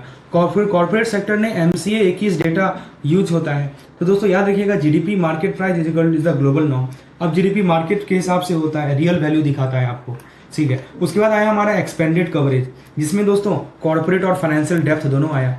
मतलब नया फ्रेमवर्क में कवरेज बढ़ा दिया गया। एमसीए 21, सेबी, पीएफआरडीए, आईआरडीए का डेटा इंक्लूड किया गया। लोकल बॉडी और ऑटोनोमस इंस्टीट्यूशन भी कवर होते हैं। तो दोस्तों मतलब आप जीडीपी सिर्फ फैक्ट्रीज ही नहीं, पूरे इकोनॉमी का स्नैपशॉट आपको बताता है। तो दोस्तों आपको मैंने 4 पॉइंट अभी समझाए। एसएनए 2008 का याद रखिएगा, ये ग्लोबल स्टैंडर्ड है जीडीपी के लिए। उसके बाद बेस ईयर को अपडेट किया गया 11-12 तक। फिर मैंने आपको बताया कि जीडीपी को मार्केट प्राइस पे कैलकुलेट किया जाएगा, पहले फैक्टर कॉस्ट पे किया जाता था, और आपको रियल वैल्यू देगा, ग्लोबल नॉर्म्स फॉलो होता है। और लास्ट पॉइंट आपको बताया दोस्तों कि कवरेज बढ़ा दिया गया कॉर्पोरेट के लिए, फाइनेंशियल इंस्टीट्यूशन के लिए, सबके लिए ये कंसेप्ट ला दिया गया, समझे। तो जीडीपी आपको एक ओवरऑल फाइनेंशियल स्नैपशॉट देता है। दोस्तों जीडीपी कैलकुलेट करने के 3 अप्रोच होते हैं, प्रोडक्शन अप्रोच, इनकम अप्रोच और एक्सपेंडिचर अप्रोच। सब आपको सेम जीडीपी वैल्यू देगा। प्रोडक्शन का मतलब कि क्या प्रोड्यूस हुआ, इनकम का मतलब कि किसने कितना कमाया, एक्सपेंडिचर का मतलब कि किसने कितना खर्च किया। तो 3 तरीका है लेकिन एक जीडीपी मिलेगा आपको। मतलब 3 रास्ते हैं, डेस्टिनेशन एक है। पहले एक्सपेंडिचर की मेथड की बात कर लें। इसका फॉर्मूला है C+I+G+X-M। C है हमारा कंजम्पशन, I है इन्वेस्टमेंट, G है गवर्नमेंट स्पेंडिंग, X है हमारा एक्सपोर्ट, M है इम्पोर्ट, समझे। तो जीडीपी है consumption plus investment plus expenditure plus government spending plus net export minus import. ठीक है, तो दोस्तों जो खर्चा हुआ प्लस जो एक्सपोर्ट हुआ माइनस वही माइनस जो होता है वही जीडीपी का टोटल होता है, समझे। तो दोस्तों कंजम्पशन में क्या क्या चीज आता है दोस्तों, जैसे आपका फूड हो गया, रेंट है, मेडिकल है, बिजनेस है, मशीनरी में आपने कुछ खर्चा किया, कंस्ट्रक्शन, हाउस, ये सब के सब आपके कंजम्पशन में आते हैं। गवर्नमेंट स्पेंडिंग में आपका क्या आएगा दोस्तों, गवर्नमेंट स्पेंडिंग मतलब कि गवर्नमेंट का खर्चा, जैसे कि सैलरी सरकार देती है, डिफेंस में खर्चा लाती है, इंफ्रास्ट्रक्चर बनाती है। लेकिन दोस्तों ट्रांसफर पेमेंट जैसे कि पेंशन या सब्सिडी जीडीपी में काउंट नहीं होता। ये पूछा जाता है दोस्तों, जब भी आपको न्यूमेरिकल रहे ना और उसमें ट्रांसफर पेमेंट दिया रहे तो वो माइनस कर दीजिएगा, वो गवर्नमेंट स्पेंडिंग में नहीं आता है, समझे। तो गवर्नमेंट बाय करती है, ट्रांसफर नहीं करती। मतलब जो सरकार खरीदती है वो जीडीपी में आता है, जो फ्री देती है वो नहीं आता है, सिंपल सी बात है। तो आपको मैंने 3 मेथड बताया जीडीपी का, प्रोडक्शन, इनकम, एक्सपेंडिचर। अभी मैंने एक्सपेंडिचर मेथड के बारे में बताया, C+I+G+X-M। कंजम्पशन और इन्वेस्टमेंट में स्पेंडिंग और कैपिटल आएगा, और गवर्नमेंट स्पेंडिंग में केवल परचेज आएगा, ट्रांसफर नहीं आता। तो जब अब आप जीडीपी की जब बात सुनेंगे ना, तो आप समझ में आ जाएगा कि ये कैसे कैलकुलेट होता है। देखिए, एक तो ये आपको बताया एक्सपेंडिचर मेथड, आपको मैंने समझाया फॉर्मूला क्या होता है इसका। अब थोड़ा इनकम मेथड को थोड़ा देख लेते हैं। राइट, यहाँ पे देखिए, हाँ, इनकम कंपोनेंट क्या होता है हमारा, 4 इनकम के कंपोनेंट होते हैं, वेज, रेंट, इंटरेस्ट और प्रॉफिट। पूछा जाता है इनमें से कौन सा इनकम का कंपोनेंट नहीं है। ठीक है, तो याद रखिएगा, इनकम का कंपोनेंट है वेज, रेंट, इंटरेस्ट और प्रॉफिट।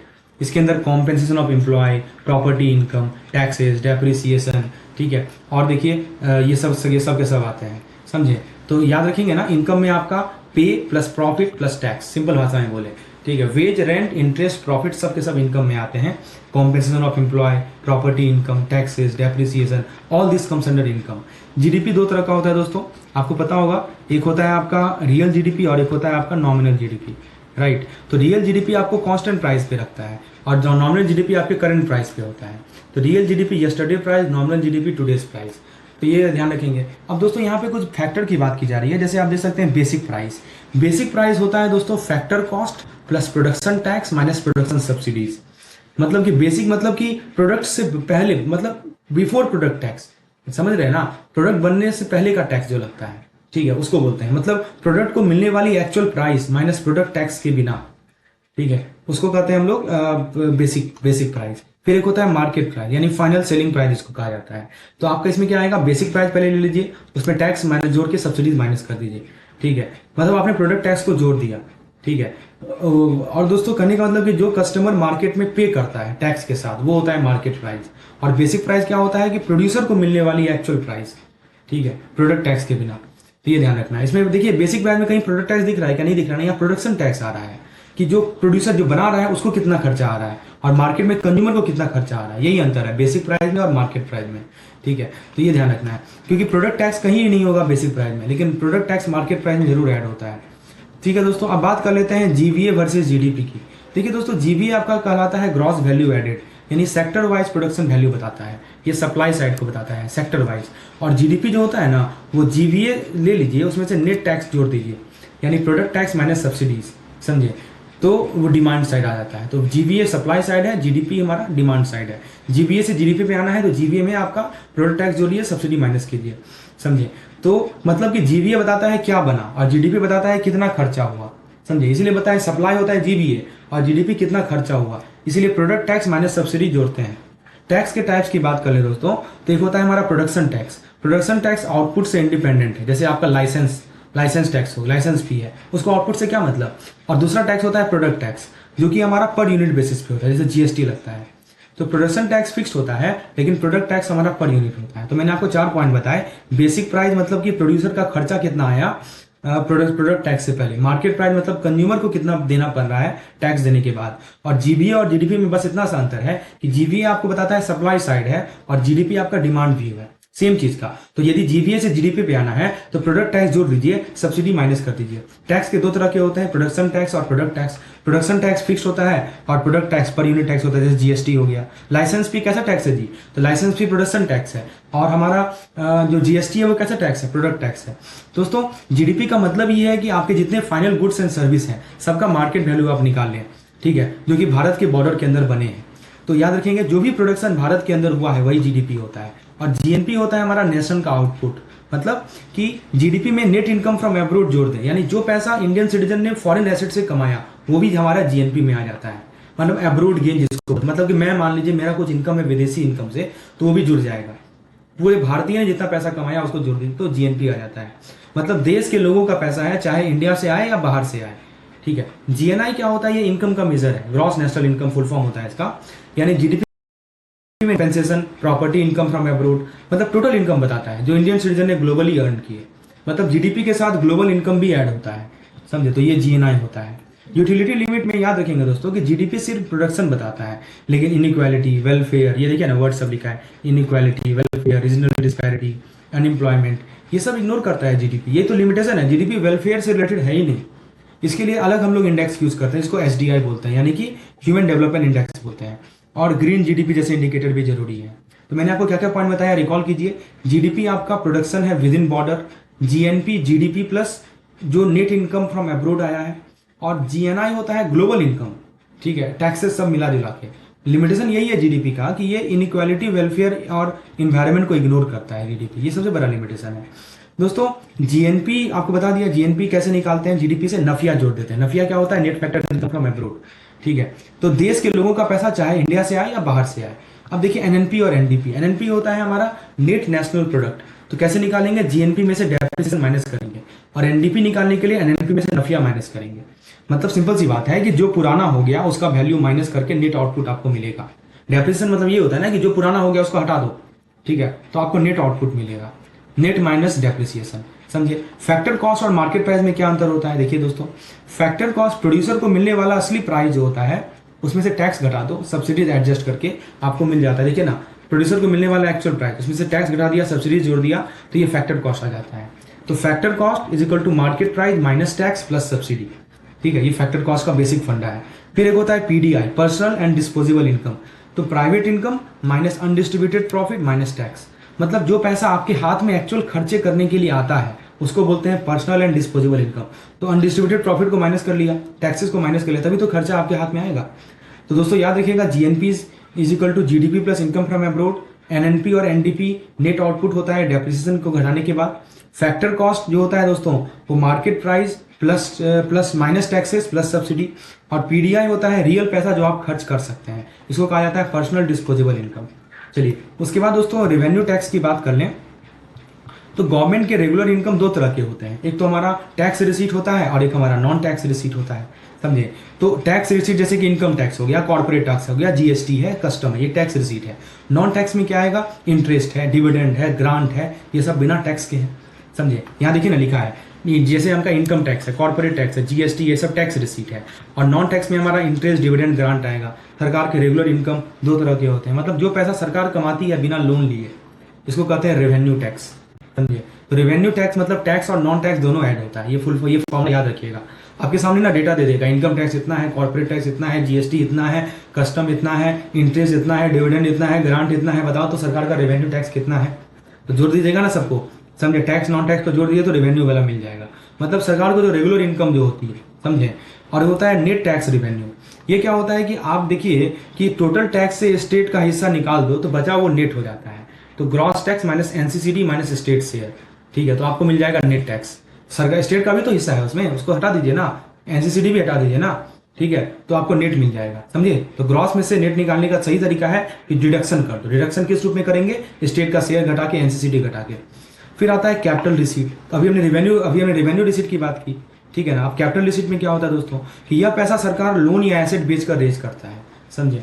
तो लोन, मान लीजिए कोई लोन ले लिया या कोई एसेट बेचा, तो वहां से जो पैसा रेज करता है वो कैपिटल रिसीट में आता है। तो इसमें भी दो पार्ट होता है, एक नॉन डेप्ट होता है और एक डेप्ट होता है। तो नॉन डेप्ट में क्या होता है, जैसे मान लीजिए कि लोन की रिकवरीज है, राइट, लोन रिकवरीज है या डिसइन्वेस्टमेंट है, तो ये हमारे नॉन डेप्ट में आ जाएंगे। और डेप्ट में क्या आएंगे, जैसे मार्केट बोरोइंग है, समझे, या स्मॉल सेविंग है या एक्सटर्नल डेप्ट है, ये सब हमारे डेप्ट वाले पार्ट में आ जाते हैं। तो दोस्तों कैपिटल का दो पार्ट है, डेप्ट और नॉन डेप्ट, प्लीज याद रखेंगे, ठीक है। तो जब सरकार पैसा उठाती है तो लोन लेके या एसेट बेचकर, ठीक है, तो इसको हम लोग कहते हैं कैपिटल रिसीट।